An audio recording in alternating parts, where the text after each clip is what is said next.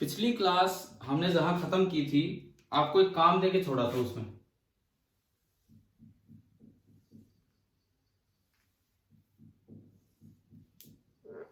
देखिए, एक ये काम दिया था कि एक लिफ्ट ऊपर जा रही थी और at the time of projection उसकी स्पीड थी v नॉट और लिफ्ट में एक्सेलरेशन भी था a नॉट। कुछ याद आया? ऐसा कुछ काम था। yes. और मैंने कहा था कि यहां से ये कोई आदमी है लिफ्ट के अंदर और इसने शायद कुछ हाइट दी होगी आपको, है ना। h हाइट से एक बॉल को सीधा फेंका, बिल्कुल सीधा। इनिशियल स्पीड इसने जो दी मे बी यू नॉट, मुझे एग्जैक्टली याद नहीं किया। यही दिए थे क्या सिंबल्स? आपको क्या निकालना था बताओ, क्या काम दिया था मैंने करने के लिए? बोलो भाई, पिछली क्लास के एंड में दिया था ये काम, क्या काम दिया था करने के लिए?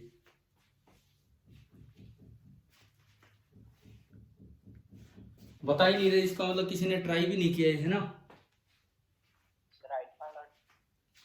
हाइट नहीं यार, मैंने ये कहा था कि ये जाएगा, ये आपको ध्यान हो, ये इस तरह का मोशन बनाया था हमने। ये कहा था कि अगर t बराबर 0 पे प्रोजेक्ट किया है तो किस समय जाके टकराएगा, ये निकालना था आपको। देखो, एक भी बच्चे ने ट्राई किया ये काम? बताओ एक बार मुझे ये बात, इस बात का जवाब दीजिए। नहीं। किसी को ये याद आ रहा है कि लास्ट क्लास में ये काम देके छोड़ा था परसों? yes. तो यार ये तो लापरवाही हो रही है ना। अब ये काम दिया मैंने आपको करने के लिए, कल क्लास भी नहीं हुई तो पूरा टाइम था, आप कर सकते थे ट्राई। अब तो मैं बताऊंगा, आपको समझ में आएगा, कोई दिक्कत ही नहीं है, बट खुद कितना कर पाते वो ज्यादा इंपॉर्टेंट था। देखो, ऐसे क्वेश्चन में ये फेंका आगे है तो इधर क्यों गया? जब फेंका आगे है तो उधर क्यों गया? क्योंकि जो लिफ्ट की स्पीड है वो भी बॉल में अपने आप ऐड हो जाती है ना, पढ़ा है ना हमने। yes. ठीक है। अब देखो, ऐसे क्वेश्चन को करने का बेस्ट तरीका होता है, ये तो जो डायग्राम दिखा है, ये डायग्राम, ये ऊपर गया नीचे है, ये तो है with respect to ground. With respect to ground इसमें दो तो वेलोसिटी है, u नॉट और v नॉट इनिशियली, और बस एक एक्सेलरेशन है g। आपको याद होगा ना, एक्सेलरेशन ऐड नहीं होती है, एक्सेलरेशन फेंकने के बाद केवल ड्यू टू ग्रेविटी होती है g। बेस्ट तरीका, इसको सबसे आसान तरीका है कि आप इसको कन्वर्ट कर लीजिए, आप इसको कन्वर्ट कर लीजिए विद रिस्पेक्ट टू लिफ्ट। आप इसको with respect to lift convert कर लीजिए, विद रिस्पेक्ट टू ग्राउंड की बजाय विद रिस्पेक्ट टू लिफ्ट। मतलब अगर लिफ्ट रेस्ट पे होती तो कैसे करना था, तरीका देखें आप। ये आदमी है जो भी है, इसने यहां से इस बॉल को फेंका। ग्राउंड के रेस्पेक्ट में बॉल में दो वेलोसिटी हैं, ग्राउंड के रेस्पेक्ट में बॉल में दो वेलोसिटी हैं, एक u नॉट और एक v नॉट, और लिफ्ट में एक वेलोसिटी है v नॉट। पहले मैं वेलोसिटी की बात कर लूं, तो अगर विद रेस्पेक्ट टू लिफ्ट चलना है तो लिफ्ट को रेस्ट पे लाओ। लिफ्ट को रेस्ट पे लाने के लिए लिफ्ट की वेलोसिटी में अपोजिट डायरेक्शन में v नॉट ऐड कर दो। यानी कि अगर मैंने लिफ्ट को रेस्ट पे लाना है मुझे, तो इसमें v नॉट इधर ऐड करो, तो इसमें ऐड किया वो इसमें भी ऐड होगा, इसकी वेलोसिटी में। तो अगर ये v नॉट कैंसिल हुए तो ये भी तो कैंसिल हो गए। यानी कि विद रेस्पेक्ट टू ग्राउंड तो इसमें दो वेलोसिटी थी, लेकिन विद रेस्पेक्ट टू लिफ्ट इसमें एक ही वेलोसिटी है। किधर है with respect to lift? Horizontal है कि वर्टिकल है? किधर बची है विद रेस्पेक्ट टू लिफ्ट इसमें वेलोसिटी? बताओ। Only horizontal. With respect to ground इसमें दो वेलोसिटी थी, इस आदमी के रेस्पेक्ट में, इस लिफ्ट के रेस्पेक्ट में इसमें एक ही वेलोसिटी बची है, केवल और केवल आगे की तरफ ये इसकी वेलोसिटी बची है, and that is u not. ये है। अब मैं बात करता हूं एक्सेलरेशन की। अगर विद रेस्पेक्ट टू ग्राउंड बात करें तो ये g एक्सेलरेशन से नीचे आ रहा है और लिफ्ट a नॉट एक्सेलरेशन से ऊपर जा रही है। अगर विद रेस्पेक्ट टू ग्राउंड हम बात करें तो ये जो पार्टिकल है ये g एक्सेलरेशन से नीचे आ रहा है और लिफ्ट a नॉट एक्सेलरेशन से ऊपर जा रही है। तो विद रेस्पेक्ट टू लिफ्ट का मतलब है कि लिफ्ट को रेस्ट पे लाना है। तो अगर आप लिफ्ट को रेस्ट पे लाना चाहते हो तो जितनी उसकी एक्सेलरेशन है अपोजिट डायरेक्शन में उतनी ऐड कर दो a नॉट, तो इसमें भी a नॉट ऐड होगा। तो अब बताओ, नीचे की तरफ विद रेस्पेक्ट टू लिफ्ट इस बॉल की एक्सेलरेशन कितनी होगी? Sir g plus a g naught. Plus a naught. तो अब आप इसको एक अलग तरीके से देखें। With respect to this man, देखिए इस ऑब्जर्वर ये देख रहे हैं, ये ऑब्जर्व कर रहा है इसको क्या होगा क्या नहीं। तो अगर आप विद रिस्पेक्ट टू लिफ्ट देखते हैं तो ये एक अलग ही सिचुएशन बन गई। ग्राउंड के रिस्पेक्ट में बड़ा कॉम्प्लिकेटेड काम था, ऊपर गया नीचे आया। फिर उसमें एक और दिक्कत थी, लिफ्ट भी चल रही थी, ये यहीं आगे थोड़ी टकराएगा, कुछ लिफ्ट आ चुकी होगी, कुछ ये आ चुका होगा, तब बीच में पता नहीं कहां टकराए होंगे। यहां बड़ा आसान हो गया। विद रिस्पेक्ट टू लिफ्ट का मतलब है कि lift is at rest. With respect to lift का मतलब है कि लिफ्ट इज एट रेस्ट। तो अगर लिफ्ट रेस्ट पे है तो पॉइंट ऑफ प्रोजेक्शन को ओरिजिन माना, इस एक्सिस को मैंने मान लिया एक्स एक्सिस, इस एक्सिस को मैंने मान लिया वाई एक्सिस। लिफ्ट रेस्ट पे है तो ये उसका बेस हो गया। तो ये तो बिल्कुल वो काम नहीं हो गया जैसे horizontal projection from a tower. हाँ जी भाई बोलो, क्या ये वही काम नहीं हो गया कि आपने यू नॉट से किसी को सीधा फेंका, बिल्कुल सीधा हॉरिजॉन्टली, और वो यूं आके गिरेगा, और उसमें हर वक्त एक एक्सेलरेशन नीचे जी नहीं बल्कि जी प्लस ए नॉट है, और t बराबर 0 पे इसे थ्रो किया तो t बराबर t टाइम पे आके टकराया। बताइए एक बार, क्या ये समझ में आया यहाँ तक? Yes sir. तो ये तो बिल्कुल कितना आसान केस हो गया। यूं तो कितना कॉम्प्लिकेटेड केस था, अब कितना आसान केस हो गया। अब आप बताओ, आपको याद है इसमें टाइम पीरियड क्या हुआ करता था? टाइम ऑफ फ्लाइट, नीचे आने का टाइम। इस केस में टाइम ऑफ फ्लाइट क्या हुआ करता था? t इज इक्वल टू, याद है कि नहीं, under root of 2h upon g. 2h upon acceleration. वहां एक्सेलरेशन g थी, यहाँ एक्सेलरेशन कितनी है? Sir g plus a naught. g plus a naught. भाई देखो, आपकी लापरवाही ये रही कि आपने 2 दिन ये ट्राई ही नहीं किया। मुझे लगा चलो कैसे भी करके, बड़े मेथड से छोटे मेथड कैसे करके कोई बच्चा आंसर निकाल के लाए। अब मैं समझा रहा हूँ, ये तो आ जाएगा समझ में, कोई बात ही नहीं है। खुद कोई नया क्वेश्चन आएगा वो कितना अप्लाई कर पाओगे, इसलिए जरूरी था ये ट्राई करना। पर ये बताओ, अभी आ गया समझ में? या कोई डाउट है किसी भी बच्चे को कि कैसे निकाला तो पूछ लो, क्योंकि बोर्ड पे सारे डायग्राम बने हुए हैं। अगर अभी भी डाउट है तो क्लियर हो जाएगा। चलो तो नहीं है तो आप एक सवाल का जवाब देंगे। लिफ्ट ऊपर जा रही थी, लेकिन ये दिया है कि इसमें रिटार्डेशन थी ए नॉट, इसमें रिटार्डेशन थी ए नॉट। अब बताएं कि टाइम ऑफ फ्लाइट क्या होगा? Sir root 2h upon under root 2h upon g minus a naught. हाँ सही है। किसने जवाब दिया, नाम बताना। अरे नाम बताओ एक बार, जिसने भी जवाब दिया। सही है बिल्कुल, नहीं बताओगे? देखो, रिटार्डेशन का मतलब है कि opposite to the direction of velocity इसमें एक्सेलरेशन थी। तो इसका मतलब ये हुआ कि जब ये लिफ्ट ऊपर जा रही थी तो इसमें एक्सेलरेशन नीचे की तरफ था ए नॉट।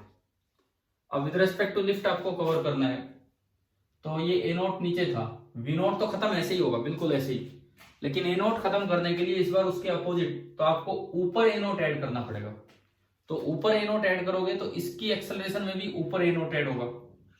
जब विद रिस्पेक्ट टू लिफ्ट आप देखेंगे तो ये वी नॉट तो कट गए, आगे की तरफ वेलोसिटी बची यू नॉट, लेकिन जो एक्सेलरेशन बची विद रिस्पेक्ट टू लिफ्ट, दिख रहा है यहां से कितनी बची? पार्टिकल की एक्सेलरेशन कितनी आएगी? यहां से देखो, g माइनस ए नॉट। और अब जो टाइम ऑफ फ्लाइट होगा that will be equal to under root 2h upon g minus a naught. तो ये बताओ, मूविंग प्लेटफॉर्म, कल मैंने वो सिखाए थे जो हॉरिजॉन्टली कार चल रही थी, 3 आदमी बैठाए थे, ध्यान है? किसी बॉल को उछाला, कभी आगे, है ना? और आज फिर ये वाला केस हो गया जो आपको होमवर्क में दिया था, आज करवा दिया कि अगर वर्टिकली मोशन में है लिफ्ट और हॉरिजॉन्टली आप प्रोजेक्ट कर रहे हैं तो किस तरह से रिलेटिव कॉन्सेप्ट का यूज करके इसे सोल्व कर लेना चाहिए। चले, क्लियर हो गया ना ये यहां तक? देखो, इसके बाद मैं आगे बढ़ता हूं।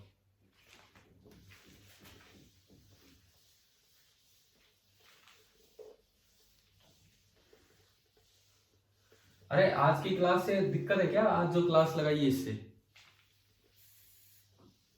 हाँ भाई। हाँ सर। अरे अभी तो सर कह रहे थे, अभी सर बोल ही रहे थे, मेरी बात हो रही थी उनसे, सर आप जूम पे हो रही थी कहाँ, तो बोले कि बच्चे कह रहे हैं कि संडे को मत लगाया करो। संडे आपका फ्री ही रहता है, हम तो बस एक दो जो पीछे रह गई क्लास इस वजह से लगाया और कुछ नहीं। ठीक है, अगले संडे तो फ्री ही रहोगे क्योंकि उसके बाद टेस्ट भी है। अब एक और चीज, जैसे कल हम एंगुलर प्रोजेक्टाइल को आगे बढ़ाते जा रहे थे, इसी तरह से आगे चलते रहेंगे और कुछ चीजें इसमें सीखते चलेंगे। मतलब क्वेश्चंस के थ्रू लगा लो कि कैसे भी लगा लो। अब सपोज कीजिए मैं एक सवाल लेता हूं, फिर से मैंने एक्स वाई एक्सिस आपके बना दिए और एक पार्टिकल को यू स्पीड के साथ थीटा एंगल पे प्रोजेक्ट किया और ये इस तरह का पैराबोलिक कर्व उसने फॉलो किया यू स्पीड के साथ थीटा एंगल पे। ठीक है, मैक्सिमम हाइट जो ये गेन करेगा वो आपको लिखना आता ही है, दैट इज एच। लेकिन इसमें बीच में कोई हाइट ली मैंने, स्मॉल एच, बीच में कोई हाइट ली स्मॉल एच। टी बराबर 0 पे इसको फेंका है, टी बराबर t1 पे पार्टिकल इस हाइट पे पहली बार आया और थोड़ी देर के बाद, हाफ टाइम के बाद जब आगे गया तो t बराबर t2 पे इस हाइट पे दोबारा आया। ये है। अब मान लो क्वेश्चन आ जाए, first part, find time in spent by the particle, time spent by the particle over a height h या over points a and b, या यूं कहें ओवर नहीं, अबव हाइट h। मतलब समझ गए हो कि h हाइट से ऊपर ऊपर वो कितनी देर रहा है, मतलब a से b जाने में क्या टाइम लगा। और दूसरी बात, average velocity of particle, average का सिंबल होता है from t1 to t2। Suppose ये दो चीजें मुझे निकालनी है। हाँ भाई, क्वेश्चन आ रहा है समझ में, क्या है ये? आपको पूरा टाइम ऑफ फ्लाइट निकालना आता है, आपको आधा टाइम ऑफ फ्लाइट भी, आधा टाइम भी निकालना आता है, लेकिन ये तो एक कोई हाइट दे दी कि उससे ऊपर ऊपर कितनी देर तक ये पार्टिकल रहेगा, हमें ये निकालना है। मतलब मुझे ये बताओ, मुझे t2 प्लस t1 निकालना है, t2 इंटू t1 निकालना है, t2 माइनस t1 निकालना है, क्या निकालना है इसमें? t2 minus t1। हाँ, तो अगर हम अपना सॉल्यूशन स्टार्ट करें, अगर हम अपना सॉल्यूशन स्टार्ट करें तो फर्स्ट पार्ट में आपको निकालना है t2 minus t1। First part में आप ये निकालने वाले हैं t2 माइनस t1। कैसे निकालें, मतलब क्या आइडिया आता है दिमाग में भी, कहां से हम जाए इस चीज पे? देखो, क्वाड्रेटिक इक्वेशन में आप एक जवाब दो मुझे, एक कोई भी क्वाड्रेटिक इक्वेशन है, कोई भी एक आपको क्वाड्रेटिक इक्वेशन दी है, ax स्क्वायर, या मान लो टाइम में लू मैं, at square plus bt plus c equal to 0। तो क्या सम ऑफ द रूट्स और प्रोडक्ट ऑफ द रूट्स लिखना आता है आपको यहां से? Yes sir. मान लो मैं कहूं कि इसके दो रूट्स हैं, एक t1 और एक t2, वो इसको सेटिस्फाई कर रहे हैं। सबसे पहली बात, sum of the roots t2 plus t1 क्या होगा? Minus b by a। Minus b by a, 10th में कर रखा है ये सब तो। And product of the roots sir c by a। c by a। And difference of the roots कैसे निकलता है, अब ये बताओ? Sir root t by sir root t by a, b square minus 4ac। हाँ देखो, सुनो इधर सुनो, एक मिनट, तरीका सुनिए। आप इसको यूं लिख सकते हैं, t2 प्लस t1 का whole square minus 4t1 t2। बताइए ये स्टेप आ रहा है समझ में? t2 minus t1 whole square is equal to t2 plus t1 whole square minus 4t1 t2। बताओ ये क्लियर है कि नहीं? यस। ठीक है, वो प्लस 2t1 t2 आएगा और माइनस 4t1 t2 बन के माइनस 2t1 t2 बना देगा।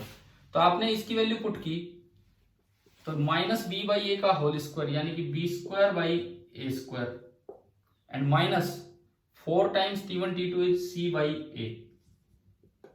आपने फिर से एलसीएम लिया, ए स्क्वायर एलसीएम आ गया और ऊपर आ रहा है बी स्क्वायर माइनस 4ac। तो ये तो आया T2 माइनस T1 का होल स्क्वायर, तो T2 minus T1 is equal to under root of b square minus 4AC upon a. Under root ये मैथ वाला सर ने बता रखा है ये। हाँ हाँ ठीक है। मतलब यार देखो ऐसा है कि पता नहीं सबको पता है कि नहीं, बात ये है, इसीलिए मैं ये काम रिपीट कर रहा हूँ और उस चीज को हम अप्लाई करेंगे, यानी कि रूट डी बाई ए। ये याद किया हुआ आपने formula root D by a, ठीक है। Difference of the roots in a quadratic equation ये होता है, कैसे आया मैंने वो आपको बता दिया है। अब थोड़ा इस पे नजर जानी चाहिए हमारी कि मैं एक ऐसी इक्वेशन बनाऊं जिसके दो रूट्स हों T1 और T2, एक ऐसी क्वाड्रेटिक इक्वेशन जिसके दो रूट्स हों T2 और T1, तो वहां से डिफरेंस ऑफ द रूट्स निकल जाएगा। T1 और T2 दोनों पे एक चीज कॉमन है, क्या दोनों पे x की वैल्यू सेम है? क्या T1 और T2 दोनों टाइम पे x की वैल्यू सेम है? No sir. नहीं है। दूसरी बात, क्या T1 और T2 दोनों टाइम पे y की वैल्यू सेम है? Yes sir. तो क्यों ना हम y की जनरल इक्वेशन लिख के और y को h रख दें, तो उसमें जो t के रूट्स आएंगे वो एक T1 होगा और एक T2 होगा। समझ में आ रहा है क्या होगा? अगर मैं y की जनरल इक्वेशन लिखूं, y एक्सिस की, y पोजीशन की विद रिस्पेक्ट टू टाइम, तो उसमें जब मैं y को h पुट करूंगा तो वहां क्वाड्रेटिक बननी चाहिए जिसके दो रूट्स होंगे T1 और T2। आया ना समझ में क्या हुआ है? अब y की इक्वेशन तो इसमें आपको याद है, y की equation y is equal to क्या लिखी जाती है? u sine theta into t minus half G T square. बताओ x और y दोनों की इक्वेशन बनानी आती है हमें? हाँ भाई, ये वाली इक्वेशन ध्यान है सभी को। s is equal to u t plus half a t square को मैंने y एक्सिस के अलॉन्ग लगा दिया, तो यू वाई तो होता था u साइन थीटा और ए वाई होता था माइनस जी, और s की जगह आता था y। अभी बताओ क्या इक्वेशन क्लियर होगी सभी को? Yes sir. तो अब देखो, अब डायरेक्टली कैसे टाइम स्पेंड निकल के आएगा वो देखते हैं। मेरी इक्वेशन बनी put y equal to h, तो जो रूट्स बनेंगे उस क्वाड्रेटिक के वो बनेंगे t बराबर T1 एंड T2। आपने y की जगह h रखा, तो h is equal to u sine theta into t minus half into g into t square. इसको थोड़ा ठीक ठाक कर लो, इधर ले आओ, g by two into t square minus u sine theta into t plus h is equal to 0। अगर आपको कोएफिशिएंट 1 बनाना हो तो 2/g से मल्टीप्लाई कर दो। 2/g से मैंने मल्टीप्लाई किया दोनों साइड, तो t square minus 2/g into u sine theta into t and plus 2/g into h is equal to 0। 0 है उधर तो कोई फर्क नहीं पड़ता। बताओ एक मिनट, ये इक्वेशन आई समझ में? Yes sir. ये क्या होता है? 2u साइन थीटा बाई जी, क्या है ये? 2u sine theta by g.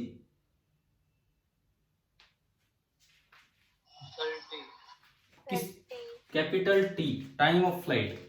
तो मेरे पास एक क्वाड्रेटिक इक्वेशन आ गई, t square minus capital t into t plus 2h by g is equal to 0।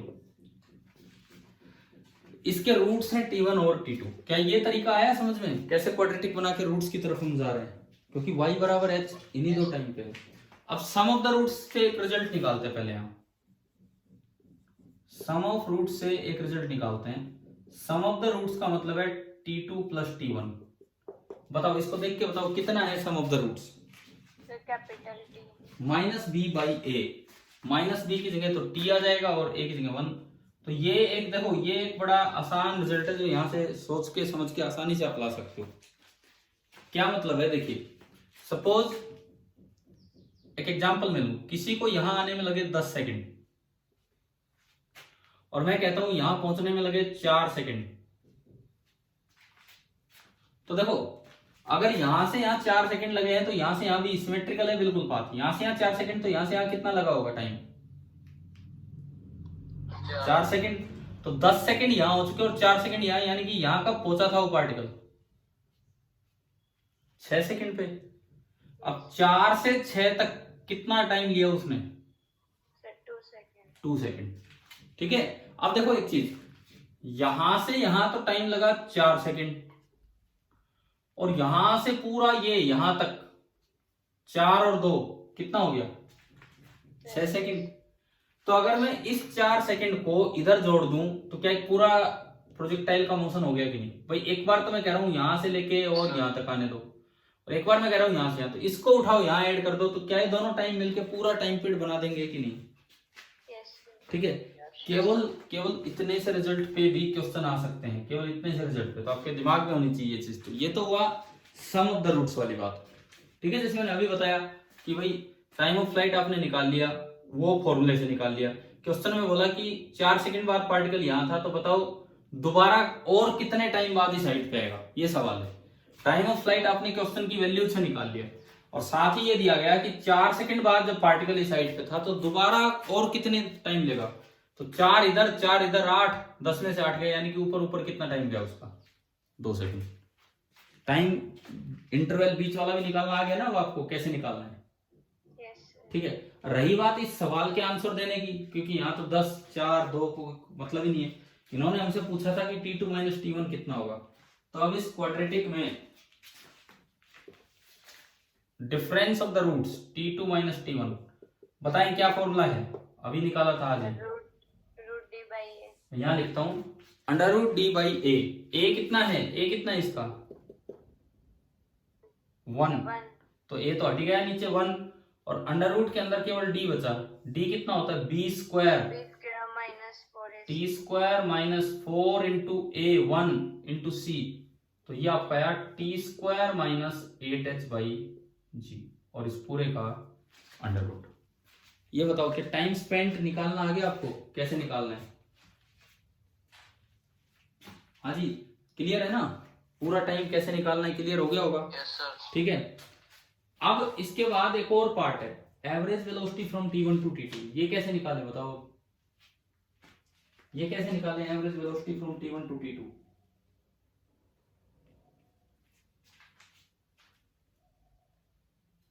बोलो सर हमारे पास यहाँ से रेंज आ सकती है। रेंज का क्या करना है मुझे, तो देखो मैं मिटा दूं एक बार इसको, ये तो हो ही गया आपका। डायग्राम में दोबारा बनाता हूं ताकि हम एवरेज वेलोसिटी की तरफ चल सकें हम।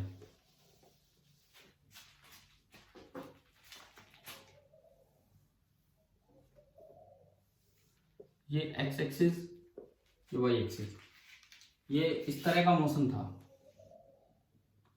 मान लीजिए जब पार्टिकल यहां था x1h, और जब पार्टिकल दोबारा यहां पे आया x2h, इस तरह का है।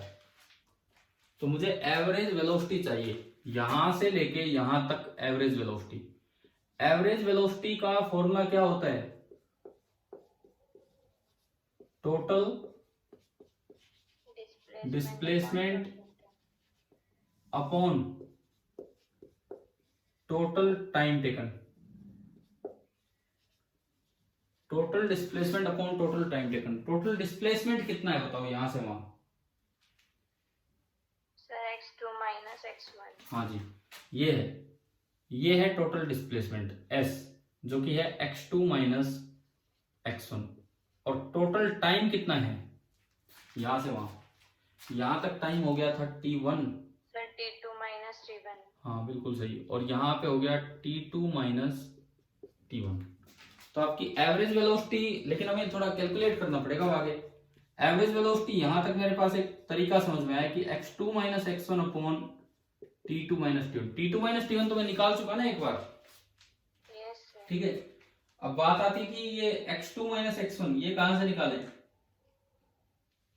x2 minus x1 along x axis आप इक्वेशन देखो, जैसे मैंने y की इक्वेशन लिखी थी y is equal to you sine theta into t minus half G T square, ऐसे ही आप x की इक्वेशन बताओ क्या होती है इस प्रोजेक्टाइल में, बोलिए। इसी तरह x की इक्वेशन क्या होती है इस प्रोजेक्टाइल में। ut। हाँ बिल्कुल सही, लेकिन u मत बोलो, u की जगह क्या आता है। अरे ये इक्वेशन में इतना टाइम क्यों, क्या हमने नहीं पढ़ा एंगुलर प्रोजेक्टाइल में x की इक्वेशन ये होती है।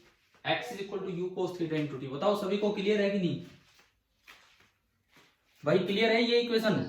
तो at T equal to t one x is x1, तो x1 मेरे पास आ गया u cos theta into t one, x2 ऐसे ही आ गया u cos theta into t2। आ रहा है समझ में? यस तो सर। मैं x2 माइनस x1 निकालूंगा तो u कोस थीटा कॉमन आ गया और इनटू क्या बचा?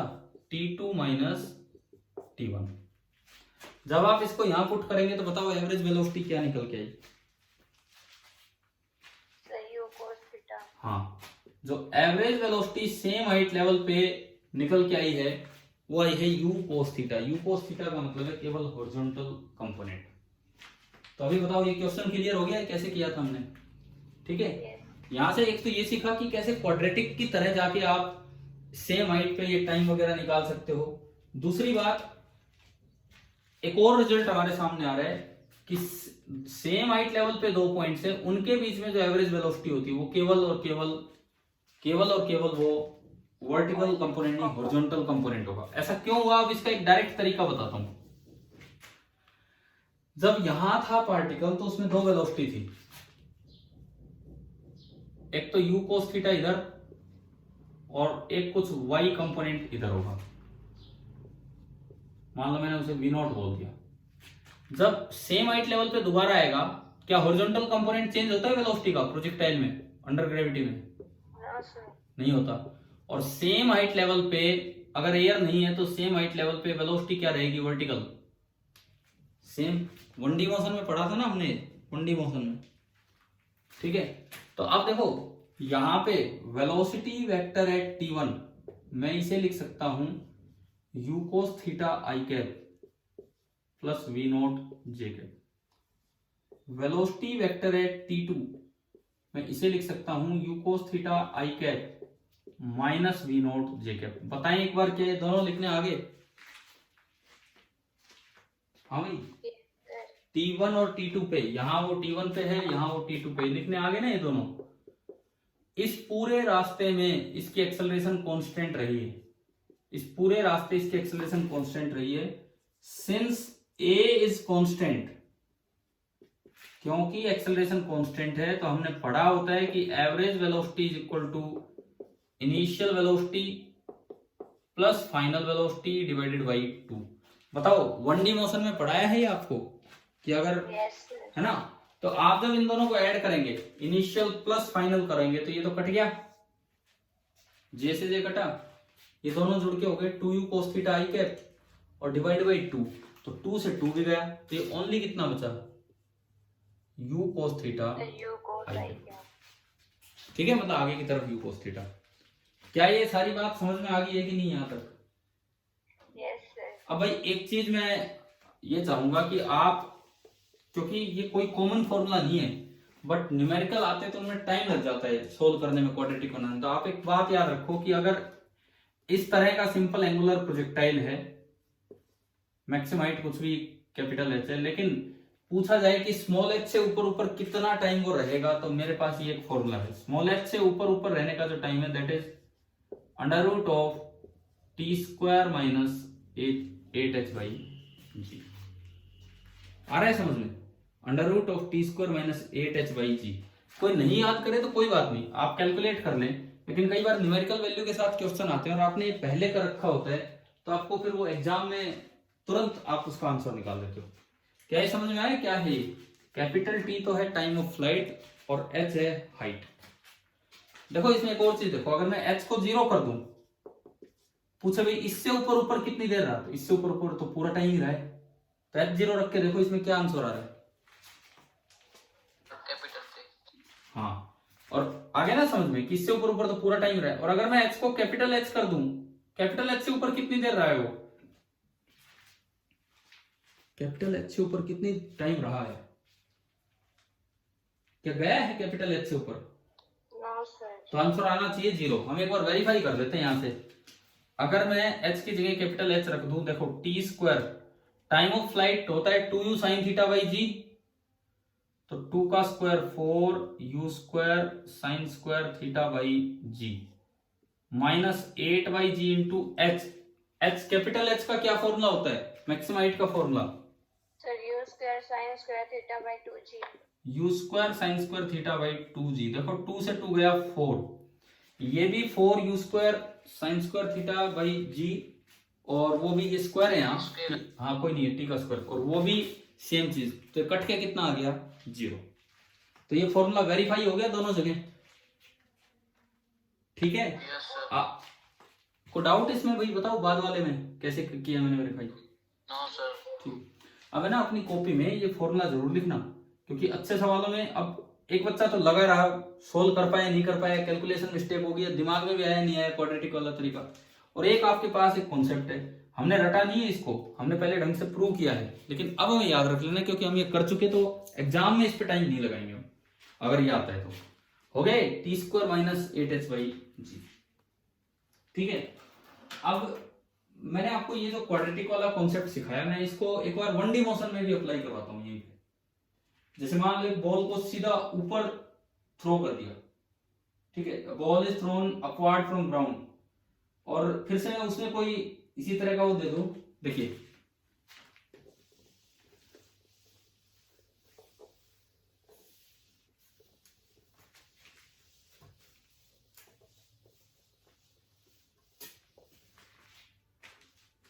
मैं कहता हूं कि मैंने एक बॉल को ग्राउंड से ऊपर की तरफ थ्रो किया है, सीधा वर्टिकली अपवर्ड, ये बॉल कहीं तक गई एंड वापस आई, इस तरह का इसका पाथ है।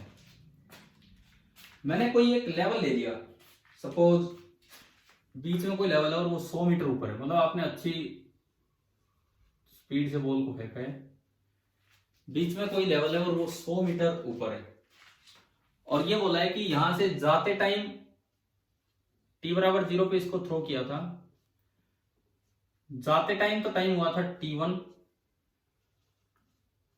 एंड आते टाइम हुआ है t2।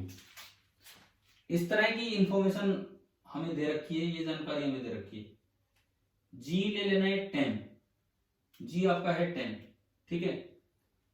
तो अब आपको इसमें बताना है कि कितनी देर ये पार्टिकल ऊपर रहा है, कितनी देर ये पार्टिकल यहां से ऊपर रहा है, ये बताना है। कैसे कैसे कैलकुलेट करें?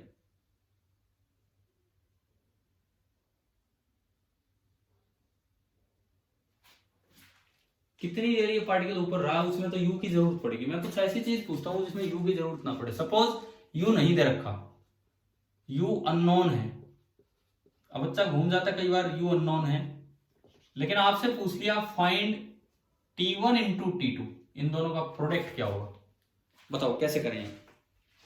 t1 इंटू t2 कैसे निकालें?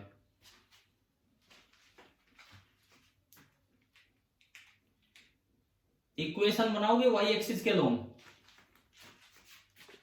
ये ओरिजिन, ये x एक्सिस एंड ऊपर y एक्सिस, y पॉजिटिव मानते ऊपर की तरफ। बताओ क्या इक्वेशन बनी y के along? y is equal to, बोलो बोलो क्या इक्वेशन बनी? y इज इक्वल टू, यार s is equal to u t plus half it square लगा दो, ऊपर वाली डायरेक्शन को पॉजिटिव मानते हुए। बोलिए क्या इक्वेशन बनेगी? y इज इक्वल टू,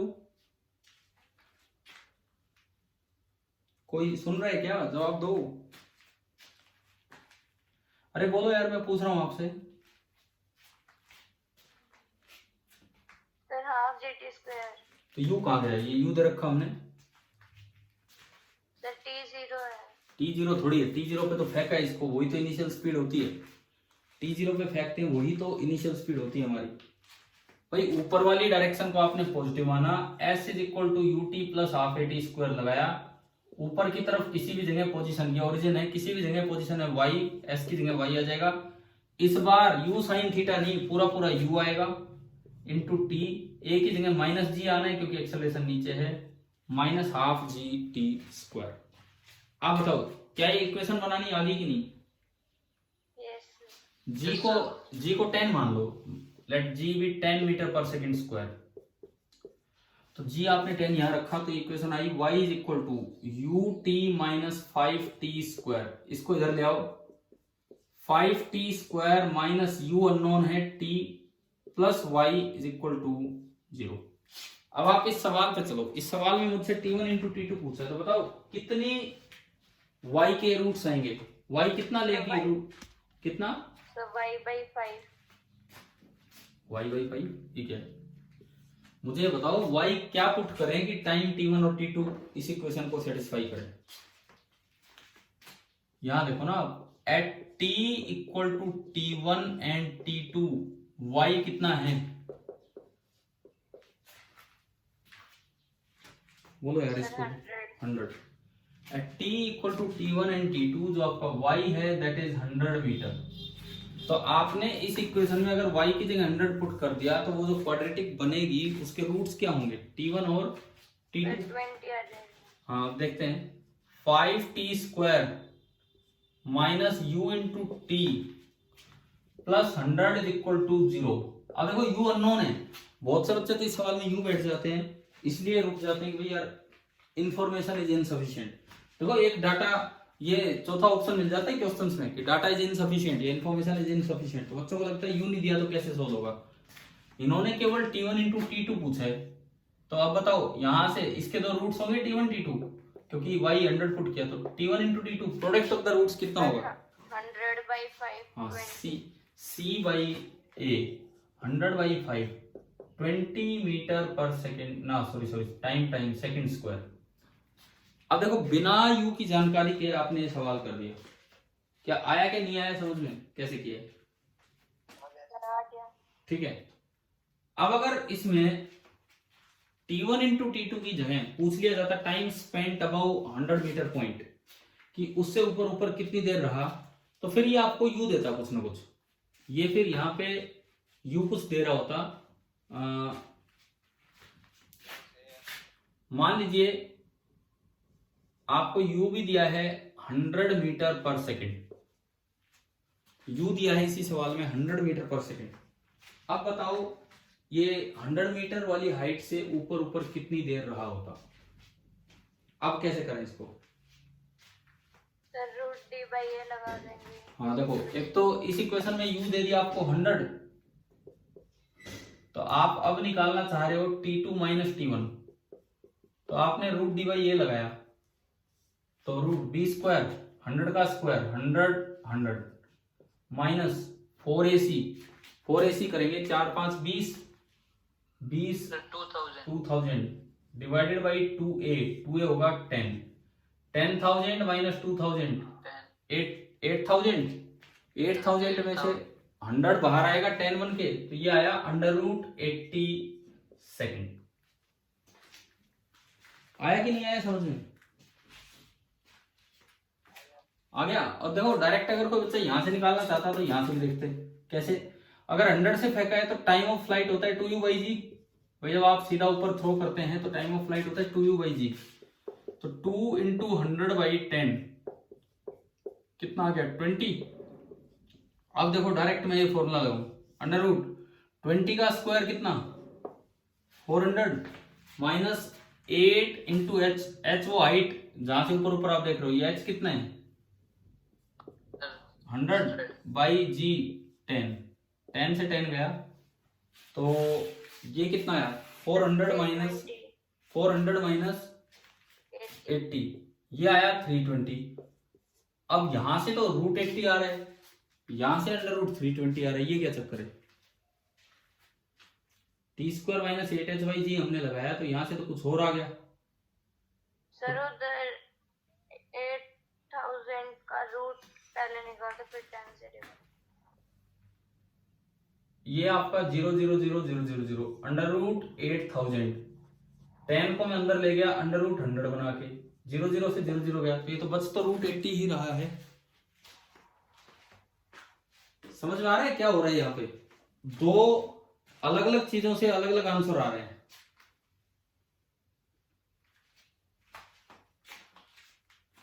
हाँ भाई बताओ एक मिनट, कुछ कंफ्यूजन क्रिएट हो रहा है? क्या हुआ है क्या नहीं हुआ?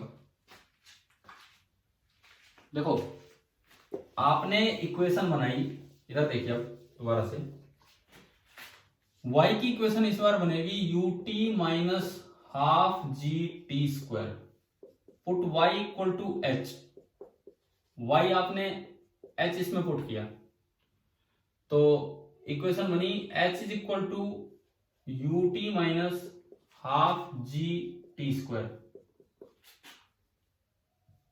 इसको इधर ले आए g by two into t square minus u t plus h is equal to 0, 2 by g से मल्टीप्लाई कर दिया 2u by ji into t plus h is equal to 0, 2u by जी क्या होता है कैपिटल टी ऊपर जाने का time, 2 by g से इसको भी तो मल्टीप्लाई करना है 2 by g and 2 by g, ये है तो ये बना t square minus capital t into t plus 2h by g is equal to 0। और यहां से डिफरेंस ऑफ द रूट्स अगर हम निकालें, difference of the roots under root of d by a, d मतलब b square minus 4ac, 4 into 2h by g that is 8h by g, और a तो 1 तो ये तो यही आ रहा है सेम, मैंने आपको 2 बार निकाल के दिखा दिया, एक बार वहां पिछले केस में और एक बार यहां इस केस में। फिर बताओ क्या गड़बड़ है अब?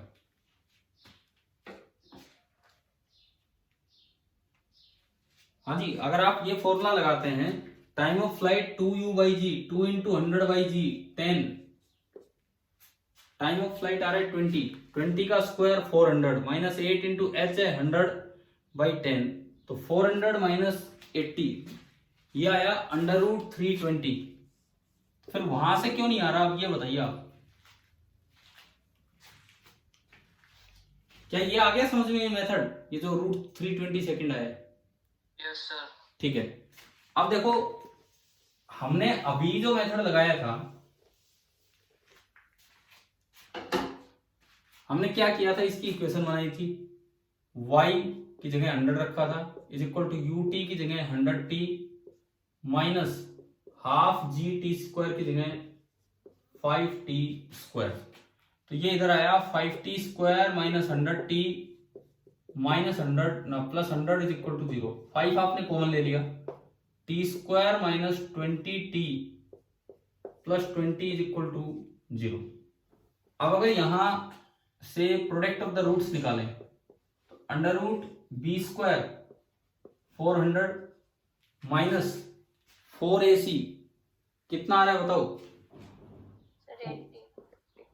4ac, यहाँ पे 80 डिवाइडेड बाई 2a, तो ये भी कितना आ रहा है अंडर रूट 320 सेकेंड, यानी कि ये इसका आंसर, वो मुझे लगता है कहीं गलती से हम रूट 80 निकाल गए थे, एक बार रूट 80 आ रहा था ना इसका आंसर, कहाँ पे क्या किया था? ठीक है, वो गलत किया होगा, कहीं ना कहीं कोई मिस्टेक होगी उस स्टेप में, जो इसका आंसर है वो कितना निकल के आ रहा है 320 सेकंड। तो आगे से ये फॉर्मूला हम याद रख लेंगे एच से ऊपर वाले टाइम के लिए, डायरेक्ट अगर करना हो तो under root t square minus 8h by g. अच्छा, इन सवालों में एक चीज जरूर चेक कर लिया करो पहले, ये सब करने से पहले एक चीज जरूर चेक किया कीजिए, क्या वो इतनी हाइट पे जा भी पाएगा कि नहीं। पता लगे हम और ही कुछ आंसर लगा के आ रहे हैं, और एक ऑप्शन ऐसा भी हो सकता है कि वो वहां तक पहुंच ही नहीं पाएगा, तो उसके लिए पहले एक बार ना मैक्सिमम हाइट निकाल लिया करो। मैक्सिमम हाइट का क्या फॉर्मूला होता है? जब आप सीधा फेंकते हैं तो मैक्सिमम हाइट का क्या फॉर्मूला होता है?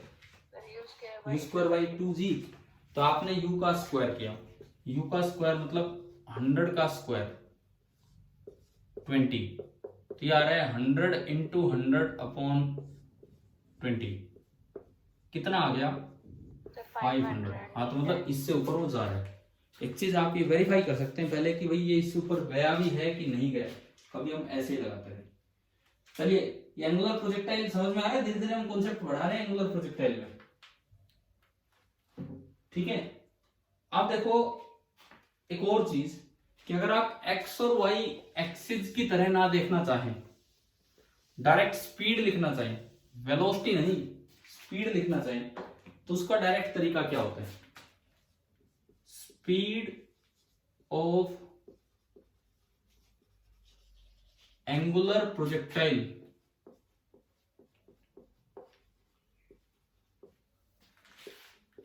एट एनी हाइट h, किसी भी हाइट h पे एंगुलर प्रोजेक्टाइल की स्पीड क्या होगी हम वो देखना चाहते हैं। ये एक्स एक्सिस और ये वाई एक्सिस, और मैंने इसको इनिशियली प्रोजेक्ट किया विद सम स्पीड यू। ये ऐसा गया। मुझे केवल ये बताना है कि जब ये एच हाइट पे हो जाएगा तो वहां कोई मुझे एंगल दिया नहीं, कुछ नहीं दिया, यहां उसकी स्पीड क्या होगी एच हाइट पे, एक बार ऊपर जाते टाइम और एक बार नीचे टाइम। अगर यू पता हो एच पता हो तो वी कैसे निकाले बताओ, ये डायरेक्ट कैसे निकाले। अगर मैं किसी को सीधा फेंकता, बाई चांस ये केस ना होता, और अगर मैं किसी चीज को सीधा थ्रो करता विद स्पीड यू, जाना बहुत ऊपर तक है, यहां रुकना है, लेकिन बीच में किसी एच हाइट पे अगर इसकी स्पीड वी है कम होते होते, तो ये बताओ ये वी कैसे लिखते हैं। डायरेक्ट फॉर्मूला लगा के वी, वो 1D इक्वेशन लगा के v square minus u square equal to 2s लगा के बताओ ये वी कैसे लिखते हैं हम, कितना आता है ये वी, बोलिए भाई ये वी कितना। यू स्क्वायर प्लस 2h का रूट। प्लस तो हो नहीं सकता, ऊपर तो स्पीड कम होगी, माइनस हो जाएगा। देखो जी नीचे है, क्या आपको ये समझ में आ रहा है, मैं एक बार में लिख रहा हूँ, क्या ये क्लियर हो रहा है कि नहीं। वी स्क्वायर इक्वल टू ये लगाया हमने तो ये आ जाना है, ठीक है। ये सेम फॉर्मूला यहां भी वैलिड है बाई चांस, अभी बताऊंगा कैसे। अगर यहां स्पीड यू है, ये है तो 1D इक्वेशन, पर ये 2D में वैलिड हो पा रहा है, यहाँ पे कैसे होगा अभी बताऊंगा। यहां स्पीड अगर u है तो यहां जो स्पीड होगी v, आप उसे डायरेक्ट लिख पाओगे under root of u square minus 2gh अगर आप एच हाइट ऊपर हो, और यू स्क्वायर प्लस 2gh अगर आप इससे एच हाइट नीचे हो। ये क्या है, ये एक डायरेक्ट फॉर्मूला है कि कैसे आप स्पीड लिख पाएंगे बिना एक्स वाई में वेलोसिटी को ब्रेक किए एट एनी हाइट एच। अगर आप इनिशियल पॉइंट ऑफ प्रोजेक्शन से एच हाइट ऊपर गए हैं तो वहां जो वेलोसिटी होगी वो होगी under root u square minus 2gh, और अगर आप एच हाइट नीचे आ गए हो वहां से तो वेलोसिटी होगी under root u square plus 2gh। पहले बताओ क्या इतना समझ में आया कि क्या बताया है मैंने, कैसे आया वो अभी बताऊंगा, ठीक है। अब इसके पीछे की कहानी क्या है, एक तो कहानी है एनर्जी कंजर्वेशन, और वो एनर्जी कंजर्वेशन तो हम सीखेंगे वर्क एनर्जी में जाके। क्या आपने 9th में पढ़ा है principle of mechanical energy conservation. देखो ये आता है भाई energy conservation, work energy power से रिलेशन डायरेक्ट आ जाता है। इस जगह पोटेंशियल एनर्जी बताओ ग्राउंड लेवल पे कितनी है पोटेंशियल एनर्जी इनिशियल, mgh होती है तो यहाँ 0। काइनेटिक एनर्जी इनिशियल कितनी है, फिर इस जगह पोटेंशियल एनर्जी बताओ कितनी है, यहां आप एच हाइट ऊपर mgh, और इस जगह काइनेटिक एनर्जी कितनी है 0 कैसे होगी, रुक गया क्या यहाँ, हाँ भाई रुक गया यहाँ पे, यहाँ की बात कर रहा हूँ हाफ एम वी स्क्वायर। अब जब अंडर ग्रेविटी आप किसी चीज को थ्रो करते हैं तो एनर्जी कंजर्वेशन वैलिड होता है, तो आप एनर्जी कंजर्वेशन लगाएंगे तो इन दोनों का सम बराबर इन दोनों का सम, तो half m u square plus 0 बराबर m g h plus half m v square. M common आके कट गया, 2 से दोनों साइड मल्टीप्लाई कर दो तो you square is equal to 2gh plus v square, और यहां से वी स्क्वायर बराबर आ जाता है यू स्क्वायर माइनस 2gh, और वी हो जाएगा under root of u square minus 2gh। मतलब जो फॉर्मूला 1D इक्वेशन से आता था वो एनर्जी कंजर्वेशन से 2D में डायरेक्ट लग रहा है स्पीड में। अब बताएं क्या ये क्लियर हुआ यहां तक, ठीक है। अच्छा अगर कोई बच्चा सोचे यार ये एनर्जी कंजर्वेशन कहां से आ गया बीच में, हम तो सोच भी नहीं पाएंगे ये चीज क्योंकि चैप्टर कोई और चल रहा है, तो फिर भी आप ये ला सकते हो। तरीका देखो, तरीका देखिए और ये याद रखना है कि क्या फॉर्मूला है। तरीका ये है कि आप मान लीजिए आपने किसी थीटा एंगल पे प्रोजेक्ट किया, तो इनिशियल ये वाला कंपोनेंट तो है यू कोस थीटा, और ये वाला कंपोनेंट है यू साइन थीटा। क्या हॉरिजॉन्टल कंपोनेंट चेंज होता है, वेलोसिटी का हॉरिजॉन्टल कंपोनेंट चेंज होगा, है? No sir. नहीं होगा। हॉरिजॉन्टल कंपोनेंट तो मोशन अंडर ग्रेविटी में चेंज ही नहीं होता है, वर्टिकल कंपोनेंट जरूर चेंज होगा, और उसे यहाँ पे वी वाई मान लो। वर्टिकल डायरेक्शन में v square equal to u square plus 2as। मैंने एक बार ये अलोंग एक्स एक्सिस लगा दी और एक बार along y axis. Along x axis तो खाली यही आना है वी एक्स बराबर यू कोस थीटा, क्योंकि ए है ही नहीं, ए अलोंग एक्स एक्सिस 0 होता है। अलोंग वाई एक्सिस ये इक्वेशन लगेगी v y square is equal to u की जगह वाई में आता है यू साइन थीटा, तो यू साइन थीटा का स्क्वायर प्लस 2, ए की जगह आता है माइनस जी और एस की जगह आता है वाई, और यहाँ पे वाई है आपका एच। तो आपने वी वाई निकाला और आपका वी वाई स्क्वायर आ गया, वी वाई स्क्वायर आ गया u square sine square theta minus 2gh, और यहां से देखते हो तो वी एक्स स्क्वायर आएगा u square cos square theta plus 0। क्या दोनों चीजें आ गई, v x square v y square? Yes. अब जो v होगा v, ये तो वी एक्स आया, ये वी वाई आया, जो v होगा v will be equal to under root of v x square plus v y square. v जो होगा that will be equal to under root of v x square plus v y square. आपने दोनों values इसमें put की, आपने यहां से उठा के दोनों वैल्यूज इसमें पुट की, तो जो v बना that is equal to under root of v x का स्क्वायर यानी कि u square cos square theta plus v y का स्क्वायर जो नीचे लिखा है ये u square sine square theta minus 2gh। अब इन दोनों में से आपने यू स्क्वायर कॉमन लिया तो क्या बचा अंदर, बताओ? cos square theta plus sin square theta that is 1. 1 cos square plus sine square theta is 1, तो ये आपका v आ गया under root of u square minus 2gh। मतलब एक बड़ी इंपॉर्टेंट इक्वेशन है कि 2D में भी डायरेक्ट स्पीड में 1D टाइप इक्वेशन लग रही है। आप चाहे इसको एनर्जी कंजर्वेशन से डेराइव करो चाहे यहां से डेराइव करो। आप बताओ क्या ये इक्वेशन आपको समझ में आएगी कि कैसे लगाई हमने इक्वेशन? Yes. हाँ भाई, सभी को क्लियर हो गया? मैं एंगुलर प्रोजेक्टाइल में ही आपको डिफरेंट डिफरेंट केसेस करवा रहा हूं कि क्या क्या चीजें हमने पढ़ी वही सब आपको बता रहा था, ठीक है?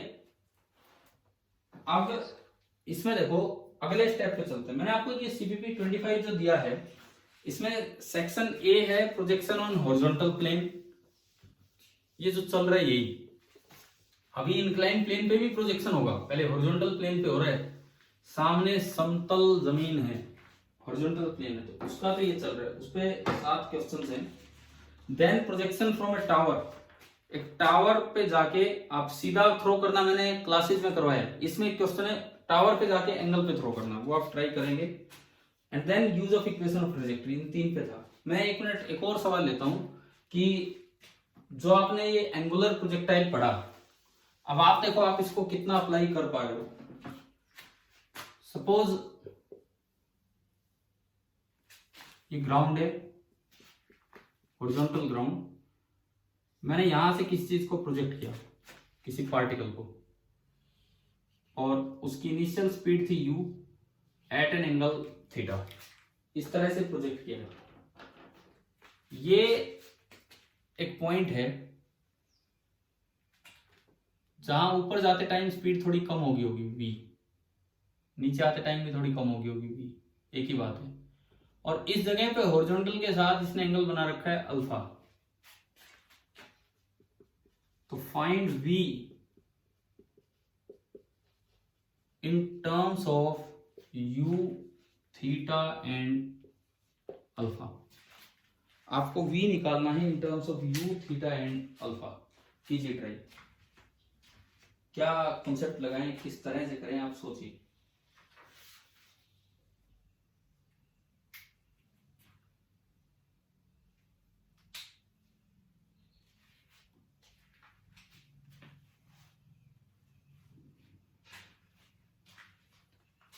हमने काफी कॉन्सेप्ट्स पढ़ दिए आपके इस एंगुलर प्रोजेक्टाइल में। अब इसमें आप सोचो कि क्या होना चाहिए।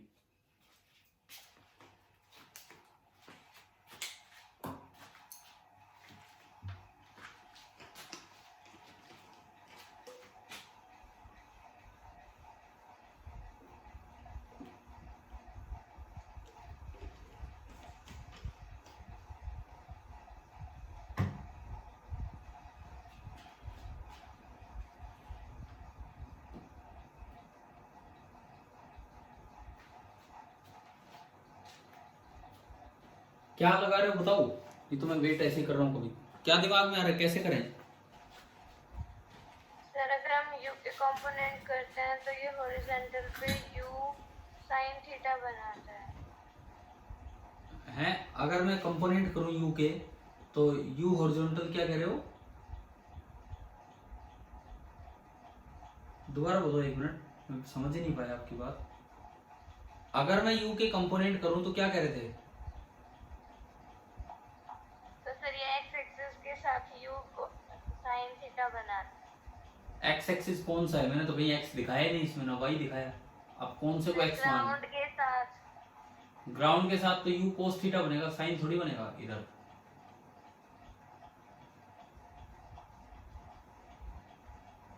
एक ऐसा सवाल मैंने projection, horizontal projection from height में भी करवाया था। मैं हिंट देता हूं, फिर आप करके दिखाओ।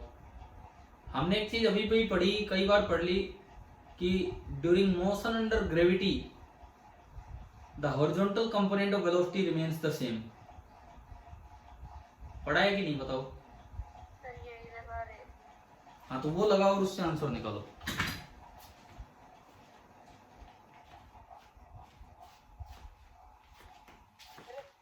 क्वेश्चन फिर से बताना सर, मैंने लेट ज्वाइन किया अभी। क्वेश्चन ये है कि एक प्रोजेक्ट को, एक प्रोजेक्टाइल को यू स्पीड से प्रोजेक्ट किया है थीटा एंगल पे, तो जब उसका वेलोसिटी का एंगल अल्फा बन चुका होगा हॉरिजॉन्टल से, तो आपको ये बताने की स्पीड कितनी होगी।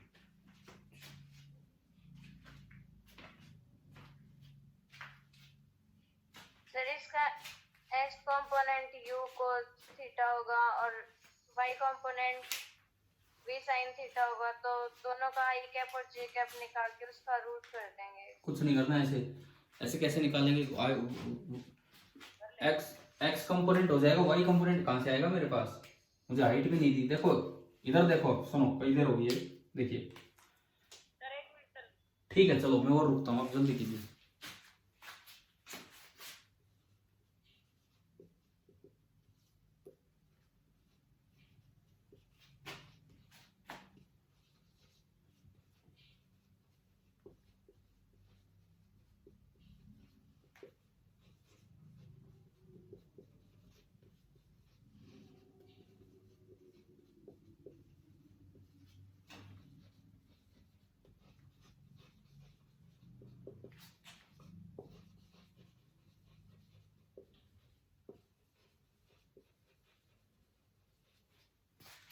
ये हमने हिंट के तौर पे आपको बताया कि horizontal component of velocity for motion under gravity remains the same. अब देख लो, मैं बताता हूं। इस समय हॉरिजॉन्टल कंपोनेंट कितना है इस समय? Sir you theta by alpha. गलत। अब इधर देखो, यू थीटा बाई अल्फा कैसे आ गया? कोस साइन कहां गए भगवान जाने। इधर देखें, सर निकल गया। बताओ। cos theta by cos alpha into u. हट, by into v. Sir v की वैल्यू है cos theta by cos alpha into u. V की वैल्यू है cos alpha, cos theta by cos alpha into u. देखते हैं, देखो सही है। u का आपने हॉरिजॉन्टल कंपोनेंट इनिशियली निकाला और वो आया u कोस थीटा। सेम इसका अगर यही काम देखेंगे इधर, तो this is v cos alpha. Vertical component पे आप जाओ ही मत। अब ये हिंट लिखा हुआ है कि for motion under gravity, gravity के अंडर अगर मोशन हो रहा है, तो जो हॉरिजॉन्टल कंपोनेंट होता है वेलोसिटी का, हॉरिजॉन्टल कंपोनेंट जो होता है वेलोसिटी का, वो सेम रहता है, यानी कि v cos alpha is equal to u cos theta. And यहां से मेरे पास v आ गया u cos theta upon cos alpha. चाहो तो ऊपर जाके सीकेंड अल्फा भी, वो तो ऑप्शन पे डिपेंड करेगा कैसे है कैसे नहीं। अब मैं आपको क्या बता रहा हूँ यार, ये सवाल आ जाए, बच्चा कंपोनेंट कर रहा है, एक्स और वाई इक्वेशंस बना रहा है, बहुत टाइम लग जाएगा। तो एक ये चीज भी हमारे दिमाग में रहनी चाहिए जो मैंने अभी आपको सिखाई है। आज भी आ गया समझ में यहाँ तक? ठीक है। ये अभी लेट ज्वाइन किसने किया था जो बोल रहे थे कि मैंने लेट ज्वाइन किया? मैंने कौन? मैंने ही तो पूछ रहा हूँ, मैं कौन है? नाम क्या है? अनुज इतना लेट क्यों? 1 घंटा लेट। 1 घंटा? 1 घंटे से ज्यादा लेट हो आप। टाइम यार आपके ग्रुप पे मैसेज भेजा तो गया था, फिर भी आपको नहीं पता। ये क्लास कब से चल रही है? 10:30 बजे से ये क्लास चल रही है। अब ये वीडियो लेक्चर देख लेना जरूर, जिसके भी क्लास मिस हुई है, क्योंकि एंगुलर प्रोजेक्टाइल में ही काफी काम करवाया गया है इसमें। अब एक बार angular projectile from a tower लेते हैं हम। Angular projectile from a tower.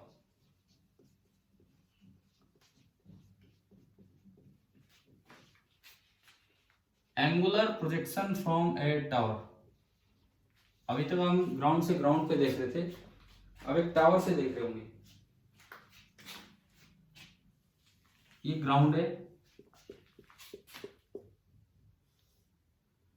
ये कोई भी h हाइट का टावर है, और यहां से सीधा नहीं, देखो पहले मैंने आपको टॉपिक करवाया हाइट से सीधा प्रोजेक्शन, उसके बाद एक टॉपिक करवाया ग्राउंड से एंगुलर प्रोजेक्शन। अब मैं दोनों को मिक्स कर रहा हूं, हाइट से एंगुलर प्रोजेक्शन ले रहे हैं u स्पीड के साथ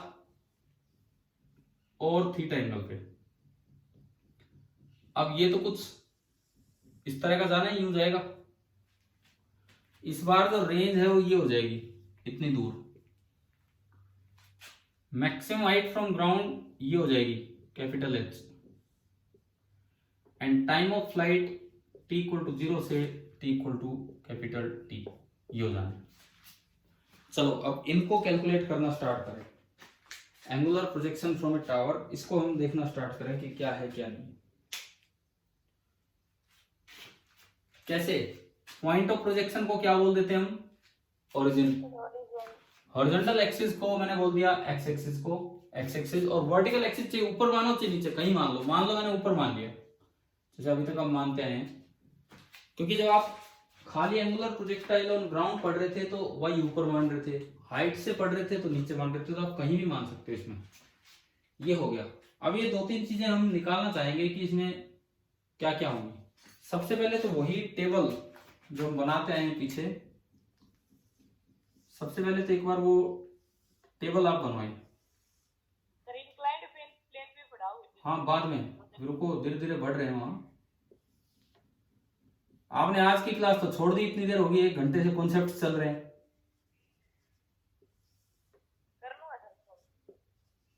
कर लेना, कभी वीडियो के अटेंड ना करो, उसमें कई छोटी छोटी बातें आई है, कई छोटे छोटे कॉन्सेप्ट, ये सारे ध्यान से देखना। इंक्लाइन भी आएगा, इसके बाद एक सीक्वेंस चल रही है हमारी, आगे बढ़ते चलेंगे इसमें। देखिए फिजिकल क्वांटिटी में अब छोटी टेबल बनेगी, यहाँ पे u का x कंपोनेंट ux कितना है, u cos theta, and uy कितना है, u sin थीटा। उसके बाद u के बाद ax 0, ay बोलो कितना है, ay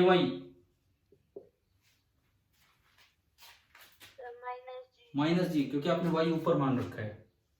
और बाकी कंपोनेंट्स तो बस ऐसे ही लिखने होते हैं। Time t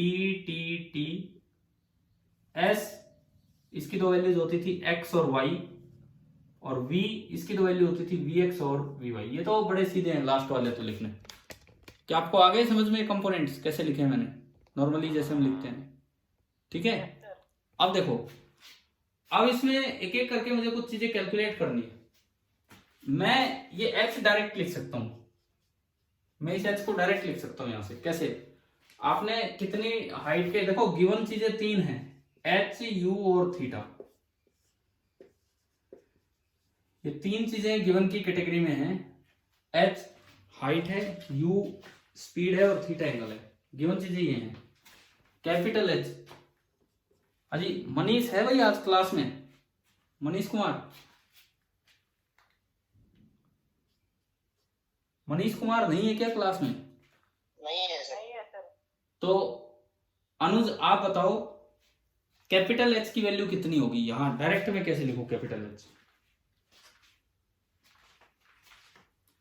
small h plus क्या?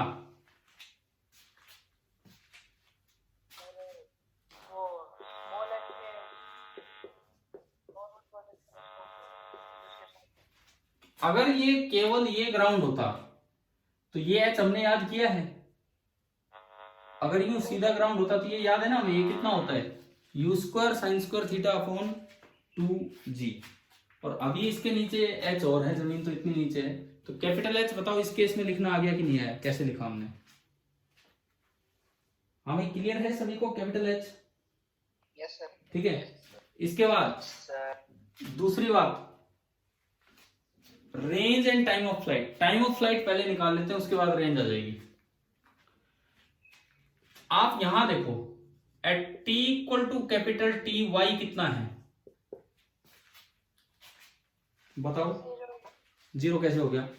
क्या यहाँ पे वाई एक्सिस का 0 कोऑर्डिनेट है? बताओ, क्या ओरिजिन है क्या इसके पैरेलल?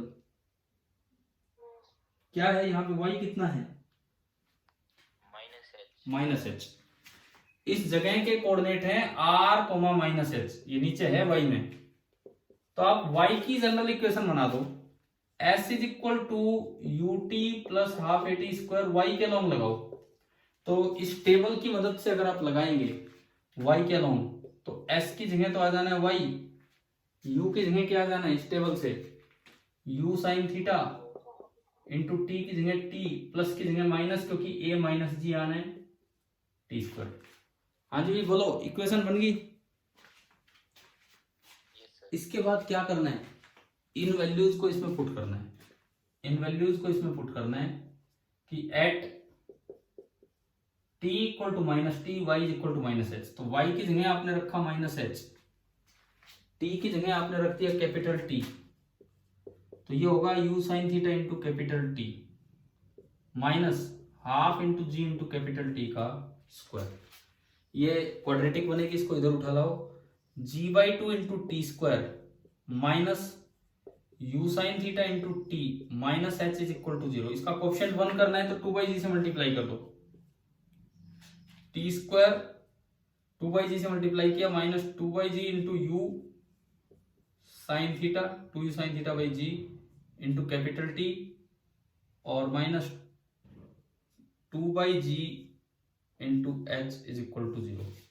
अब है ना, इसको कैपिटल T मत रख देना, जैसे आज जो काम कर रहे थे कि भाई 2u साइन थीटा बाई जी को कैपिटल T रखना, क्योंकि ये तो एक अलग है, ये तो केवल यहां तक का टाइम है। अगर मुझसे पूछा जाता है यहाँ कितनी देर में पहुंचता हो, तो यहाँ कितनी देर में पहुंचता, तो उसका टाइम तो हो जाता है 2u साइन थीटा बाई जी। समझ गए ना, ये तो वही ग्राउंड वाला ही प्रोजेक्टाइल हो जाता है यहाँ तक, लेकिन अभी तो और भी ज्यादा ले रहा होगा। तो इस क्वाड्रेटिक का जो पॉजिटिव रूट होगा वो आपका आंसर हो जाएगा। मतलब अगर न्यूमेरिकल वैल्यूज के साथ क्वेश्चन आए तो आपको एक क्वाड्रेटिक सोल्व करनी होगी, एंड इस क्वाड्रेटिक से जो रूट आएगा -b plus minus under root b square minus 4ac upon 2a, जो पॉजिटिव रूट आए वो आप ले लेंगे, और वो इसका आंसर होगा कैपिटल T का। क्लियर? और उसके बाद रेंज कैसे निकलेगी? रेंज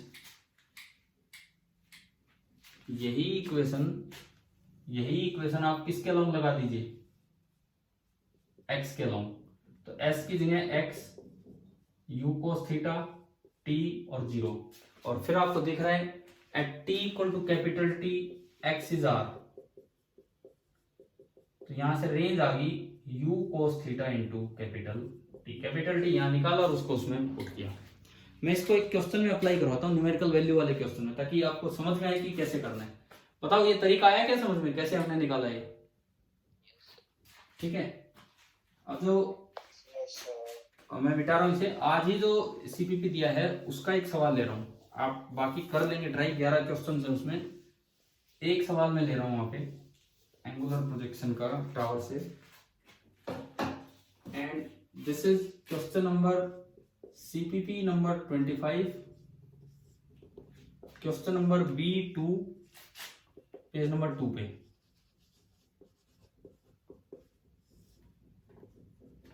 क्या है ये सवाल, सुनिए। From the top of a tower of height 50 metre, एक 50 मीटर हाइट का एक टावर है,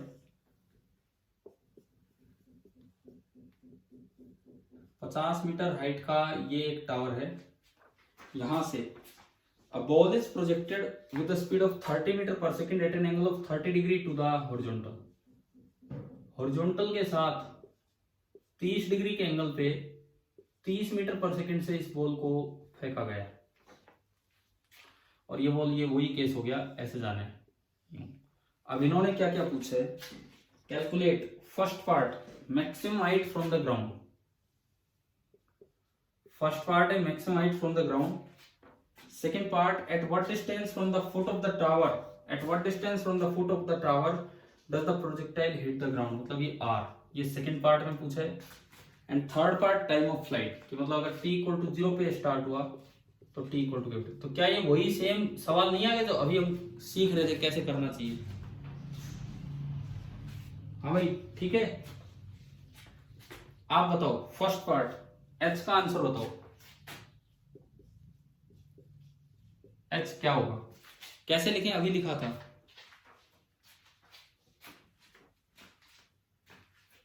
ये हमने स्मॉल h बोला था, तो small h plus you square sine square theta by 2g। हाँ small h plus you square sine square theta by 2g। Small h कितना है 50 प्लस u का स्क्वायर 30 का स्क्वायर 900, साइन 30 डिग्री कितना होता है, 1/2 तो उसका स्क्वायर हो गया 1/4 इंटू 2g। 2g को मैं 20 लिख सकता हूं, 20 इंटू 4 हो गया 80। आया समझ में? सर जी नेगेटिव नहीं होगा क्या? g की वैल्यू कैसे नेगेटिव हो जाएगी? g तो 9.8 मीटर पर सेकंड स्क्वायर होता है, तो नियरली 10 होता है। जब आप ए वाई को माइनस जी रखते हैं तभी तो ये हाइट निकल के आती है you square sine square theta upon 2g। जब एक्सेलरेशन माइनस जी लेते हैं तब जाके हाइट का फॉर्मूला आता है जिसमें g 9.8 ही होता है। देखो g अलग से माइनस 9.8 नहीं रखना। आप जब इसको कैलकुलेट करते हो, जब ये डेरिवेशन हमने कल वाली क्लास में किया, ये ओरिजिन लिया, ये एक्स एक्सिस लिया, ये वाई एक्सिस लिया, तो ए वाई हम लिख देते हैं माइनस जी, वेयर g इज 9.8 या 10। तो g की टर्म्स में आंसर आया तो g तो 10 ही लेना होगा। आया क्या समझ में? क्या बताया मैंने, बताओ क्लियर है कि नहीं? Yes sir. तो अब देखो ये कितना आ गया 90/8, 2 पे गया 4, 45, 50 प्लस 61.25। आंसर देख रखा है कि किया है सोल्व? 60 सॉल्व किया है। ठीक है, ये इसमें आंसर लिखा हुआ है 61.25 मीटर। तो ये तो हमने निकाल दी हाइट, मैक्सिमम हाइट। उसके बाद कितनी दूर जाके टकराएगा, टाइम ऑफ फ्लाइट। तो पहले टाइम ऑफ फ्लाइट निकाल लेते हैं, क्योंकि फिर उससे फिर हम रेंज निकालेंगे। टाइम ऑफ फ्लाइट कैसे निकालें, अभी तरीका बताया था आपको। ये तो हाइट आ गई, अब मैं टाइम ऑफ फ्लाइट निकालूं तो उसके लिए हमने y वाली इक्वेशन बनाई थी। अभी जो सीखा था ना तरीका, y की इक्वेशन बनाई थी, y is equal to you sine theta. U sine theta देखो कितना होगा 30 इंटू साइन 30, साइन 30 1/2, तो 30 इंटू 1/2 मतलब 15, 15t minus half g into t square. बताओ इक्वेशन बनानी आई है? Yes sir. ठीक है, ये आया y is equal to, this implies y is equal to 15t minus 5t square. अब जब ये टकराएगा तो y कितना हो जाएगा बताओ? सर 0। यार ये इतनी बार हो गया, फिर 0 0 तो यहाँ होगा, सर h तो यहाँ होगा, माइनस h। तो ये हर बार इतनी गलतियां क्यों? At t equal to capital T y is equal to minus h, यानी कि minus 50 metre. At t equal to capital T जो आपका y है वो माइनस 50 हो जाएगा, तो आपने इसमें पुट किया तो y की जगह minus 50 is equal to 15t minus 5t square. इनको इधर उठा लो, 5t square minus 15t minus 50 is equal to 0। 5 common लिया तो t square minus 3t minus 10 is equal to 0। 5 और 2 इसके फैक्टर कर रहे हो तो t माइनस 5 5 और माइनस 2 t प्लस 2। अब माइनस 2 तो हो नहीं सकता, क्यों? माइनस 2 का तो मतलब है, हाँ माइनस 2 का मतलब है कि फेंकने से 2 सेकंड पहले वो नीचे था, ऐसा तो हो ही नहीं सकता, फेंकने के बाद तो नीचे आया होगा। तो यहां से मेरे पास टाइम आ गया कि इसको नीचे पहुंचने में टाइम कितना लगा, 5 सेकेंड। बताओ समझ में आया ये सेकंड पार्ट?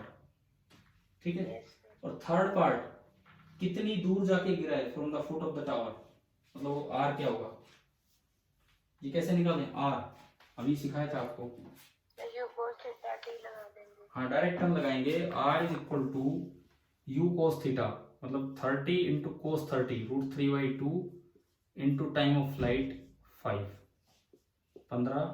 तो ये आपका आंसर आ गया 75/√3 मीटर। अभी बताओ, ये पिछले दोनों टॉपिक्स का कॉम्बिनेशन था। ये हाइट से भी प्रोजेक्शन है और एंगुलर प्रोजेक्शन भी है। क्या ये इस तरह के काम समझ में आ गए हैं? हाइट से एंगुलर प्रोजेक्शन कैसे करना है? Yes, sir. ठीक है। अब जो अगली चीज हम सीख रहे होंगे कि कई बार कोलिजन आ जाता है बीच में, कि आपने प्रोजेक्शन किया है ऑन ग्राउंड और कोलिजन हो जाएगा, तो वो वाला काम सीखना है। जो इंक्लाइन प्लेन वाला काम होगा वो आपकी अगली क्लास में होगा। कल जो काम होना है, कल वाली क्लास में हम क्या लेंगे कि अगर सामने एक इंक्लाइन प्लेन है और आपने नीचे से फेंका है, तो जमीन पे तो नहीं टकराया, उस पर टकराया, तो ये वाले प्रोजेक्टाइल, या ऊपर से नीचे फेंका है, नीचे से ऊपर या ऊपर से नीचे। लेकिन आज ये एंगुलर वाला और ये वाले सारे काम कर रहे हैं। तो देखो इसमें, अच्छा कोलिजन से पहले एक दो चीजें और बताता हूँ, फिर लास्ट में आज की क्लास हम कोलिजन पे खत्म कर रहे होंगे।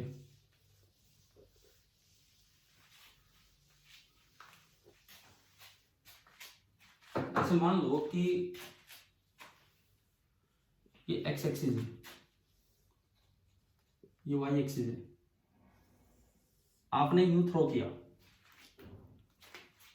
अब यहां कहीं वो पार्टिकल है, एक तो उसकी होती है डायरेक्शन ऑफ मोशन, ये तो है डायरेक्शन ऑफ मोशन। उसने हॉरिजॉन्टल के साथ कितना एंगल बनाया, वो तो ये है। और एक है उसका एंगल ऑफ एलिवेशन, कि इस वक्त उसकी जो पोजीशन है, इस वक्त इसकी जो पोजीशन है उसने कितना एंगल बना रखा है, वो है एंगल ऑफ एलिवेशन। पिछली क्लास में एक रिलेशन आया था हमारे पास, tan फाई tan अल्फा या tan थीटा tan फाई और हाफ। Yes, sir. वो तो था केवल हाईएस्ट पॉइंट पे, वो तो था केवल हाईएस्ट पॉइंट पे। सपोज कीजिए मैंने यहां से u स्पीड के साथ थीटा एंगल पे इसको प्रोजेक्ट किया, तो वो तो केवल उस थीटा और फाई में रिलेशन था जब ये हाईएस्ट पॉइंट पे है। आज ये फाई कहीं और है, बीच में कहीं मैंने फाई दिखाया और ये एंगल मैंने अल्फा बोल दिया। तो हम क्या देखना चाह रहे हैं, एक तो angle made by direction of motion, ये तो है अल्फा, और एक आपका है एंगल ऑफ एलिवेशन, इसे हम बोल रहे हैं फाई। एक एंगल ऑफ एलिवेशन है और एक angle made by direction of motion है। तो दोनों अलग अलग देखिए कि कैसे कैलकुलेट होंगे कहीं एक जगह पे, किसी भी एक जगह पे। ये एक्स एक्सिस, ये वाई एक्सिस। सबसे पहले मैं डायरेक्शन ऑफ मोशन का एंगल बताता हूं। यहां कहीं टी टाइम पे ये पार्टिकल यहां है और इधर जा रहा है विद सम स्पीड v, और इसके वेलोसिटी ने एंगल बना रखा है अल्फा। t इक्वल टू 0 पे इसको थ्रो किया गया with some speed u at an angle theta, और ये t equal to t time पे आ गया। तो देखो ये एंगल कैसे निकलता है, ये निकलता है वेलोसिटी से। आप वेलोसिटी के दो कंपोनेंट देख लो, ये तो vx, ये vy। अगर आप इस एंगल की बात करते हो तो tan अल्फा हो जाना है vy अपॉन vx, जो डायरेक्शन ऑफ मोशन वाला एंगल है हॉरिजॉन्टल के साथ। बताओ ये आया क्या समझ में, tan alpha vy by vx। अब vy किसी भी समय में vy होगा uy minus gt and vx only होगा ux, यानी कि किसी भी समय जो vx होगा that will be u cos theta and जो vy होगा that will be u sin theta minus gt। आती नहीं तो इक्वेशन लगानी, v equal to you plus a t. तो मैंने tan अल्फा निकाल लिया, तो मेरा जो tan अल्फा आया, tan alpha that is equal to vy u sin theta minus gt upon vx u cos theta. Equation number 1। आप बताओ ये डायरेक्शन ऑफ मोशन का एंगल हॉरिजॉन्टल के साथ निकालना आ गया कि नहीं, कैसे निकालना है? Yes. अब लेकिन कई बार एंगल ऑफ एलिवेशन पूछते हैं तो उसमें वेलोसिटी का कोई रोल नहीं होता। अब वो देखना, इसको मैं हटा दूं यहां से। एंगल ऑफ एलिवेशन अगर आपसे पूछा जाए जिसमें वेलोसिटी का कोई रोल ही नहीं है, पोजीशन का रोल है, वो देखते हैं। ये एक्स एक्सिस, ये वाई एक्सिस और इस तरह का ये मोशन, और किसी टाइम टी पे पार्टिकल यहाँ है, टी बराबर 0 पे इसे थ्रो किया और टी टाइम पे पार्टिकल यहाँ है, तो जो इसका एलिवेशन एंगल होगा वो ये होगा। यहां से आपने इसको डायरेक्ट ज्वाइन किया, दिस इज एंगल फाई। अब ये एंगल तो यहां से निकलेगा कि भाई इस जगह अगर पोजीशन x, y है तो ये लेंथ तो y होगी और ये लेंथ x होगी, तो tan फाई बताओ कितना होगा? tan phi sir y/x। y अपॉन x। अब y और x कैसे लिखे जाते हैं? किसी भी टाइम t पे x तो हो जाएगा u cos theta into T, किसी भी टाइम t पे x तो हो जाएगा u cos theta into T, और किसी टाइम t पे y होगा u sin theta into t minus half G T square, u sin theta into t minus half G T square. आपने क्या किया? t कॉमन ले लिया तो y आया, आपने t कॉमन लिया तो y आया u sin theta minus g/2 into T. जब आप इसमें रखोगे तो बताओ tan फाई क्या आ रहा है? क्या t से t कैंसिल हो रहा है? क्या t से t कैंसिल हो रहा है इसमें? y अपॉन एक्स में इस t से t गया तो tan फाई कितना आया? u sin theta minus g/2 into T divided by u cos theta. देखो एक छोटा सा डिफरेंस बना बस दोनों में। मैंने तो तरीका सिखाया है, मैं फॉर्मूले नहीं लिखवा रहा हूं उनके, मैंने तरीका बताया है, लेकिन आप बताओ जो छोटा सा डिफरेंस नजर आ रहा है कि क्या डिफरेंस है? Yes sir. कि उसमें तो g मल्टीप्लाई हो रहा है और यहाँ पे क्या मल्टीप्लाई हो रहा है? g/2। अब मैं लेता हूं इसका एक स्पेशल केस, अब मैं इसका लेके चल रहा हूं एक स्पेशल केस। क्या? At t equal to capital T/2। जब कहाँ होगा ये? t equal to capital T/2 पे कहाँ होगा ये? सर मैक्सिमम हाइट पे। मैक्सिमम हाइट पे। At t equal to capital T/2 अगर आप देखते हो तो यहाँ होगा। तो आप देखो इसकी डायरेक्शन ऑफ मोशन तो जानी है बिल्कुल horizontal. Direction of motion horizontal जाने का मतलब है कि फाई तो कितना बनना है ना, फाई नहीं जिसको हम अल्फा बोल रहे थे। डायरेक्शन ऑफ मोशन हॉरिजॉन्टल होने का मतलब है कि डायरेक्शन ऑफ मोशन का हॉरिजॉन्टल के साथ एंगल कितना हो गया आपका? 0 डिग्री। आ रहा है क्या समझ में डायग्राम से कि अल्फा 0 आना चाहिए? Yes sir. अब यहाँ से वेरीफाई करते हैं, यहाँ से वेरीफाई करते हैं। T/2 का मतलब है 2u sin theta by g/2, तो टाइम ऑफ एसेंट कितना होगा? u sin theta by g। ये इसमें पुट करो, अगर आप u sin theta by g put करते हैं तो g से g कैंसिल, g से g cancel, and u sin theta minus u sin theta कितना हो गया? बताओ ये क्या आ रहा है? tan alpha. अगर मैं ये इसमें पुट करूं तो tan अल्फा कितना है? सर 0 कैंसिल हो गया, और tan अल्फा 0 मतलब अल्फा 0 आना भी चाहिए, क्योंकि हॉरिजॉन्टल वेलोसिटी हो जाती है बिल्कुल हाईएस्ट पॉइंट पे टाइम ऑफ एसेंट के बाद, तो जो एंगल बनेगा वेलोसिटी का एक्स एक्सिस के साथ वो 0 हो गया हॉरिजॉन्टल के साथ। समझ में आया? अब इसमें पुट करो, अब इसमें पुट करो तो tan फाई बराबर u sin theta minus g/2 into t, t है u sin theta by g, g से g गया, divided by u cos theta. ऊपर क्या आया? u sin theta minus u sin theta by 2, u sin theta minus u sin theta by 2 कितना बनेगा ऊपर बताओ? Sir 2u sin theta minus u sin theta upon 2। तो कितना बना? घटा के बता दो। Sir u sin theta by 2। u sin theta by 2, और नीचे क्या है? नीचे sir u cos theta. u cos theta, u से u कैंसिल, तो क्या ये कल वाला फॉर्मूला आ गया, tan phi is equal to half of tan theta. Yes, sir. भाई ये 1/2 बचा और ये साइन अपॉन कोस्टेन। तो कल जो वो जो क्वेश्चन लिए थे वो तो एक स्पेशल केस थे केवल हाईएस्ट पॉइंट पे। आज मैंने आपको इन जनरल बता दिया कि किसी भी जगह डायरेक्शन ऑफ मोशन का एंगल कैसे निकालते हैं हॉरिजॉन्टल के साथ, और किसी भी जगह एंगल ऑफ एलिवेशन कैसे निकालते हैं, दोनों बता दिए। और फिर हाईएस्ट पॉइंट पे लगा के दिखा दिया कि डायरेक्शन ऑफ मोशन का एंगल तो 0 आ रहा है, और जो एंगल ऑफ एलिवेशन है वो आ रहा है half of tan theta, where theta is the angle of projection. बताइए क्या ये अभी क्लियर हुआ ये पूरा? Yes, sir. ठीक है, एक चीज और सीख लो इसमें, फिर उसके बाद कोलिजन है। इतना टाइम है, टाइम के अकॉर्डिंग ही चल रहा हूं। देखिए भाई प्रोजेक्टाइल कुछ आने लगा समझ में, प्रोजेक्टाइल मोशन। Yes, sir. अब आज वो CPP 25 कर लेना ट्राई अपना, विद आंसर्स है आपके पास हो।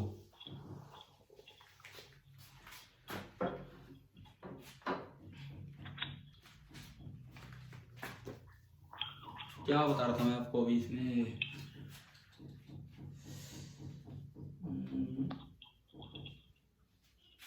क्या हमने कोई नाम लिया था अभी, मैं क्या बताने वाला था आपको कोलिजन से पहले? कोलिजन पे तो अभी आएंगे। हाँ, वेक्टर फॉर्म का यूज कई बार हो जाता है। देखो एक बड़ा इंपॉर्टेंट कॉन्सेप्ट है, if two vectors are perpendicular, if two vectors are perpendicular, अगर दो वेक्टर्स परपेंडिकुलर हैं, then their dot product is 0। अगर दो वेक्टर्स परपेंडिकुलर हैं तो उनके डॉट प्रोडक्ट 0 होगा। ये वेक्टर फॉर्म में बड़े अच्छे से रिजल्ट यूज होता है। फॉर एग्जांपल जैसे ऐसे कोई सवाल है, ये एक्स एक्सिस, ये वाई एक्सिस, यहां से इनिशियल वेलोसिटी u है एट एन एंगल थीटा, और ये पार्टिकल यूं फेंका और यूं गया। आपको बताना है फाइंड द टाइम, ये t इक्वल टू 0 है, ये t इक्वल टू 0 है। Find the time at which the velocity of projectile, projectile उस ऑब्जेक्ट को बोलते हैं जिसको फेंका है, at which the velocity of projectile becomes orthogonal, orthogonal मतलब perpendicular to its initial velocity of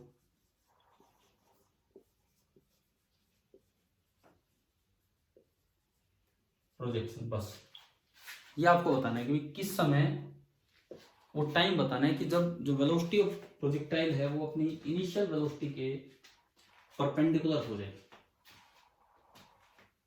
question आया समझ में क्या है? Yes, sir. धीरे धीरे ये डायरेक्शन ऑफ मोशन के ऊपर है कि एंगल ऑफ एलिवेशन के ऊपर है?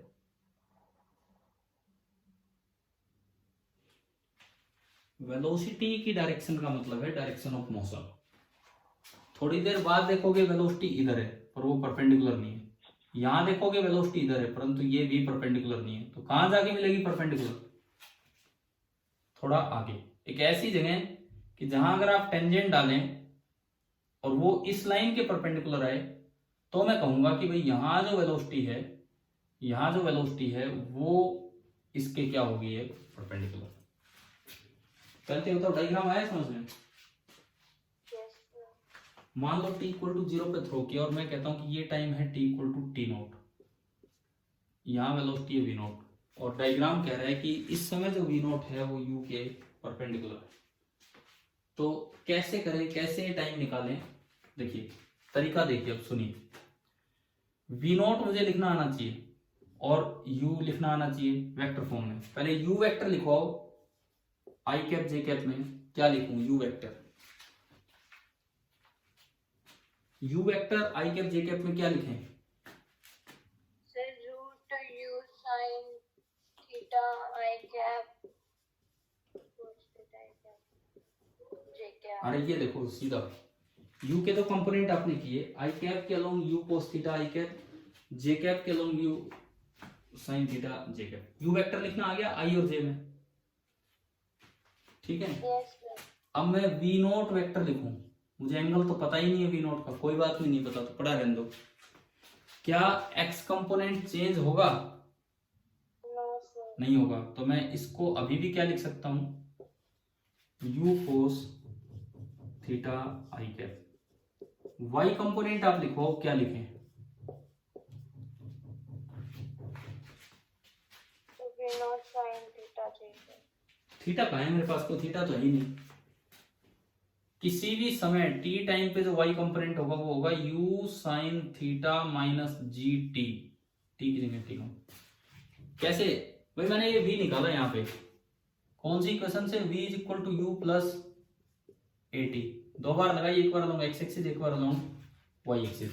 तो अलोंग x एक्सिस तो a जीरो होने से वो केवल u cos थीटा हो गया, एंड अलोंग y एक्सिस वो पूरा ये होगा। बताओ ये समझ में आया क्या, कैसे लगाई ये इक्वेशन? Yes sir. अब मेरा सवाल ये है, ये v नोट का y कंपोनेंट नीचे आएगा कि ऊपर आएगा? नीचे। तो यहाँ प्लस जे कैप लिखूं कि माइनस लगाऊं? Sir plus. फिर वो नीचे है। सर माइनस में तो होता ही है। हाँ, वो अपने आप जब ये करोगे ना, अपने आप जब ये सोल्व करोगे, ये वैल्यू नेगेटिव आ जाएगी क्योंकि टाइम आधे से ज्यादा है, वैल्यू नेगेटिव आएगी और अपने आप माइनस हो जाएगा। तो आपको तो अपनी तरफ से सही लेके चलना है, नेगेटिव आएगा तो अपने आप बन जाएगा। समझ में आया ये? ठीक है। अब ये दोनों वेलोसिटीज लिख दी, अब हमें क्वेश्चन में कंडीशन दी है कि वो टाइम निकालो जब दोनों वेलोसिटी एक दूसरे के परपेंडिकुलर है। कैसे निकालें अब ये टाइम? डॉट प्रोडक्ट कि at T equal to T nought, ये वो समय है जब v नोट परपेंडिकुलर है u के, इसका ये मतलब है v nought vector dot u vector is zero. अब v नोट डॉट u करवाओ, कैसे करें? i को i से, j को j से करवाएं तो मल्टीप्लाई करवाएं। i को i से मल्टीप्लाई किया, क्या बना बताओ? First term u square cos square theta, u square cos square theta. j को j से मल्टीप्लाई करेंगे तो सेकंड टर्म क्या बनेगी? एक तो u square sine square theta, और एक बार और मल्टीप्लाई होगा minus square sine G U sine theta T nought, और इसको कर देना है जीरो। हाँ भाई, आया समझ में? ठीक है। ये क्या बन गया, ये पूरा बताओ क्या बना? u square you square sine square plus cos square तो 1 हो गया, यू स्क्वायर बना, उसको उधर भेज दो, एक यू से यू कट जाएगा, एक उधर यू जाएगा यू से, तो ओनली यू बचेगा।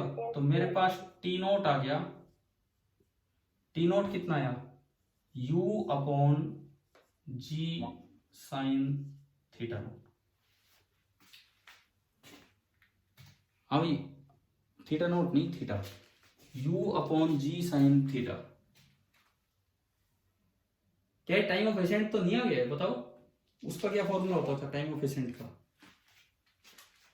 u sin theta by g। हाँ, उसमें साइन थीटा ऊपर आता था और इसमें साइन थीटा नीचे आ रहा है। उसमें साइन थीटा ऊपर आ रहा था और इसमें साइन थीटा नीचे आ रहा है। अभी बताओ क्या आपको ये वाला कॉन्सेप्ट भी क्लियर हुआ कि नहीं हुआ? Yes sir. ठीक है। और देखो, जब ये वेलोसिटी परपेंडिकुलर होगी, यहाँ पे आते आते वेलोसिटी परपेंडिकुलर होगी है, तो ये एंगल देखा जाए, ये एंगल देखिए, हॉरिजॉन्टल और वेलोसिटी के बीच का एंगल यहाँ कितना है? हॉरिजॉन्टल और वेलोसिटी के बीच का एंगल यहाँ कितना है? थीटा। अगर ज्योमेट्रिकली उस एंगल तक पहुंचना हो, मान लो मैंने इसकी पोजीशन दिखाने के लिए इसको ज्वाइन कर दिया, सपोज कीजिए मैंने इसको ज्वाइन भी कर दिया, तो अगर पोजीशन भी बतानी हो तो टी नोट आ चुका है मेरे पास, u upon G sine theta. तो मैं यहां से ये भी बता सकता हूं कि ये एक्स नोट कितना होगा, और मैं यहां से ये भी बता सकता हूं कि ये वाई नोट कितना होगा। कैसे? अब मैं जान ही रहा हूं इस क्वेश्चन की डिटेल में, आपसे ही पूछ रहा हूँ कि बता सकते हैं कि नहीं? बताओ कि इस जगह की पोजीशन बताओ और इस जगह एंगल ऑफ एलिवेशन बताओ फाई, तो ये सारी चीजें आ जाएंगी। एक्स नोट कितना आएगा, एक्स नोट,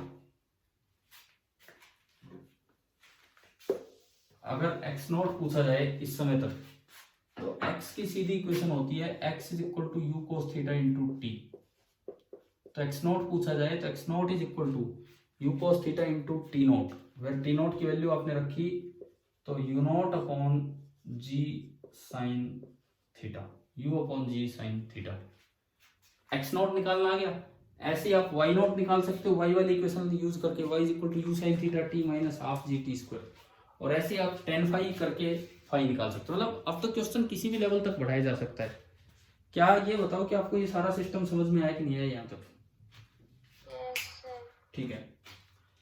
अब एक आखिरी चीज मैं तो इसमें आज पढ़ा रहा हूँ, ताकि फिर अगली क्लास में आपको इंक्लाइंड प्लेन वाला स्टार्ट करवा सकूं। आज की क्लास में काफी काम कवर हुए हैं, इस 2 घंटे की क्लास में अपना ढंग से एक बार रिवाइज जरूर करना। और ऐसा है कि वीडियो लेक्चर में इसके बाद डालूंगा जितनी भी देर में अपलोड होगा, तो कम से कम वहां से एक बार फास्ट रिवीजन ले लेना कि कोई पॉइंट मिस तो नहीं हो गया, मतलब जल्दी जल्दी करके देख के, ठीक है। या तो आपने लिखी ली हो सारी बातें तब तो ठीक है ही। आखिरी चीज ले रहे हैं कि भाई elastic collision of A projectile.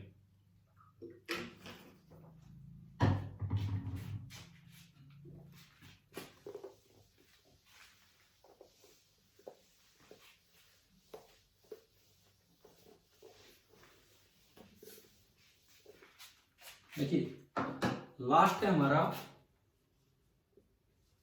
आज का आखिरी काम। एक बार पार्टिसिपेंट बताना देख के कितने हैं? सर 12 है। 12। Elastic collision of a particle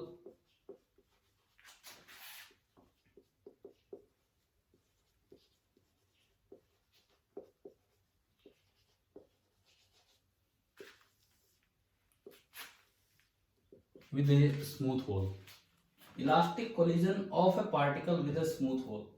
अब इसमें कुछ टर्म्स यूज आई। स्मूथ होल, स्मूथ का मतलब है कि वहां कोई फ्रिक्शन नहीं है। कैसी वॉल है? वर्टिकल वॉल है, ये भी मैं लिख देता हूं, टेढ़ी दीवार नहीं है, with A vertical wall. Smooth का तो मतलब होता है कि उस पर कोई फ्रिक्शन नहीं है।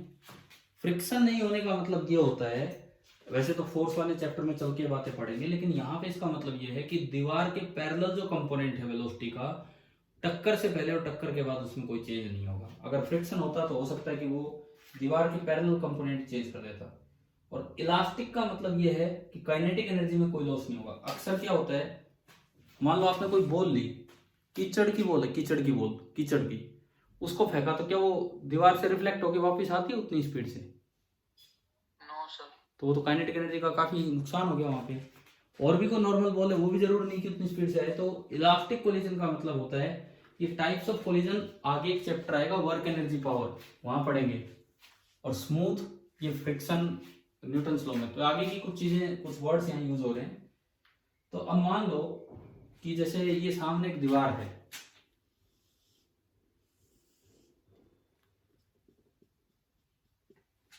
ये सामने की तरफ एक दीवार है, और जहां से मैं प्रोजेक्ट कर रहा हूं किसी पार्टिकल को, जहां से मैं प्रोजेक्ट कर रहा हूं, ये दीवार d डिस्टेंस दूर है, d डिस्टेंस दूर।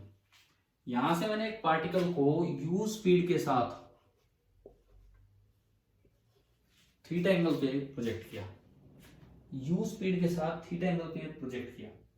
एंड मैं लिखता हूं कि b मैंने माना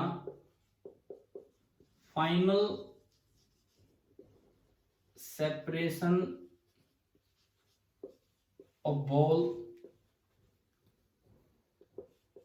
फ्रॉम पॉइंट ऑफ प्रोजेक्शन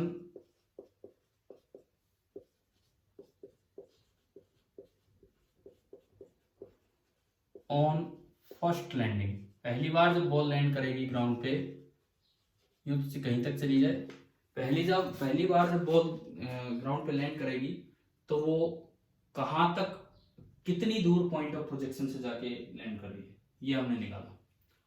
तो कोलिजन इलास्टिक है। अभी चलते हैं उस चीज पे। सबसे पहले ये बताओ, अगर ये दीवार नहीं होती तो रेंज का क्या फॉर्मूला होता?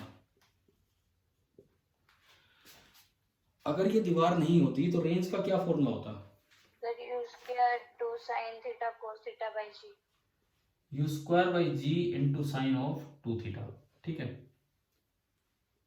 यानी कि अगर आप इसको खोल के बताते हैं तो you square by ji into 2 sine theta cos theta, 2 को इधर ले आया मैं, तो r बाई 2 आपका आया u square by ji into sine theta into cos theta, या फिर मैं उसको लिख सकता हूं u x into u y by जी।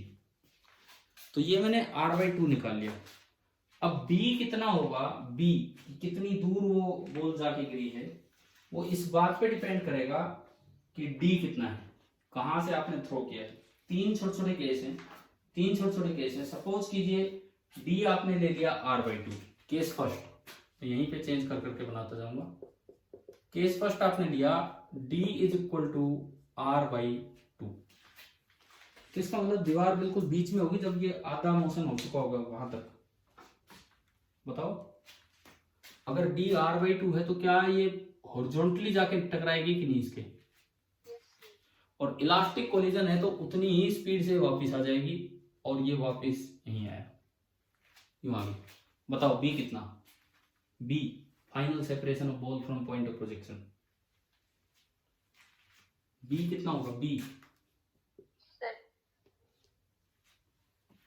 आया समझ में कैसे?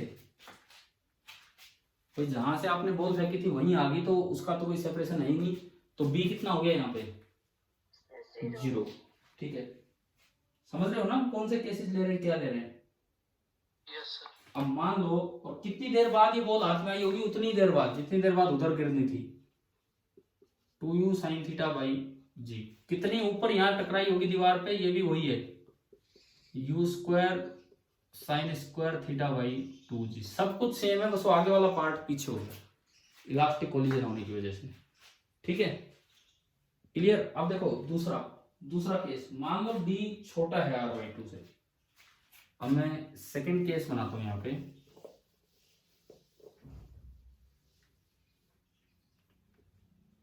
केस सेकंड कि d is less than r by 2, ये देखते हैं।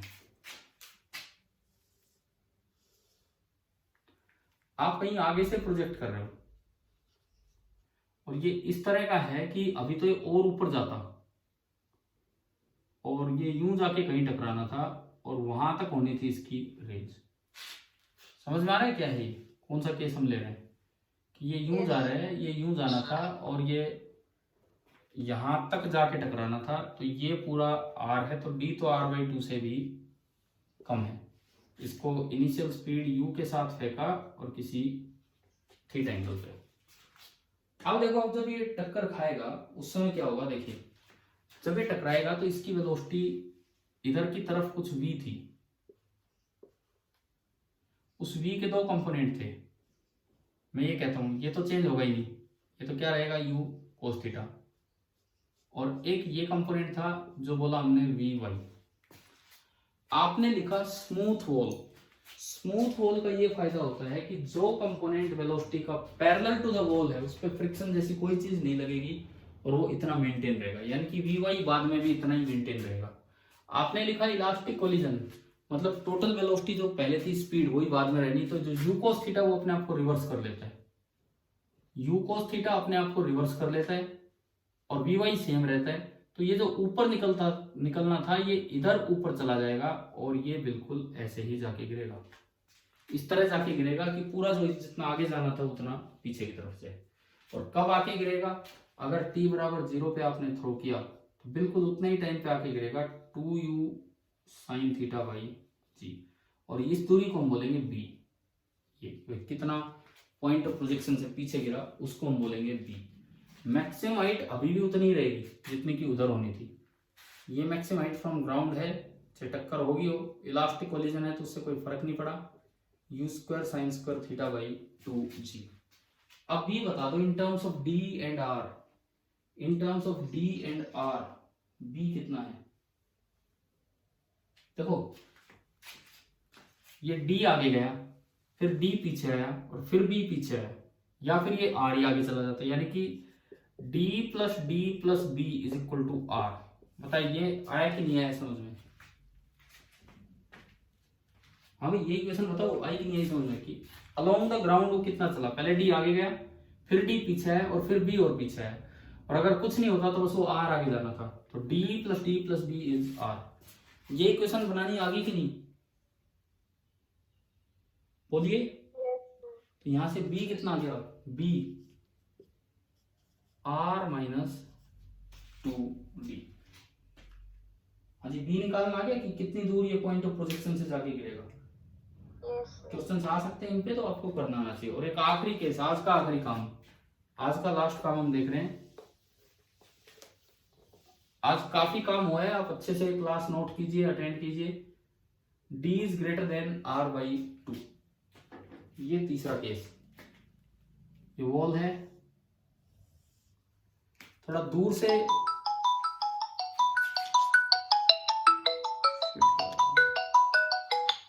से आपने बॉल को फेंका तो वो आधा क्रॉस करके और यूं टकराएगा, है ना भाई, समझ में आ गया। d बड़ा है r बाई 2 से, तो अब जो ये आगे जाना था वो इसका पीछे आ जाना है। तो बस मैं बाकी कुछ नहीं बता रहा, h वही है जो सेम है, p इक्वल टू 0 पे थ्रो किया, अब भी उसी टाइम पे नीचे आएगा। कितनी दूर से फेंका, दैट इज d। ये पूरा चलता तो ये होता r, और कितनी दूर यहां से जाके गिरा उसे हम बोल रहे हैं b। तो बाकी सब सेम है, h का same formula, time of flight का सेम फॉर्मूला। अब आप केवल d बता दो ना, b बता दो कि b कितना होगा, d और r की टर्म्स में b कितना होगा, b कितना होगा।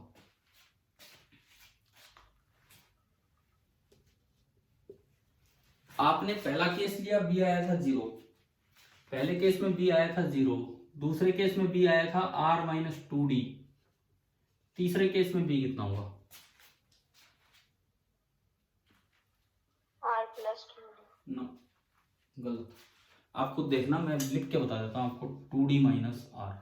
ये जो b आएगा ना, ये b आप देख लेना यहीं से ज्योमेट्री से। इसके तीनों आंसर्स क्या क्या हैं। दरअसल b का फॉर्मूला है modulus of 2d minus r। ये अगर d बराबर r बाई 2 है तो इसमें रखोगे तो b आ रहा है 0, ये आपका था पहला केस। अगर d less than r by 2 है तो 2d is less than r, 2d is less than r, तो ये नेगेटिव आएगा, नेगेटिव का मोड खुलेगा तो पॉजिटिव वैल्यू बाहर ली जाएगी एंड वो आ जाएगा r माइनस 2d।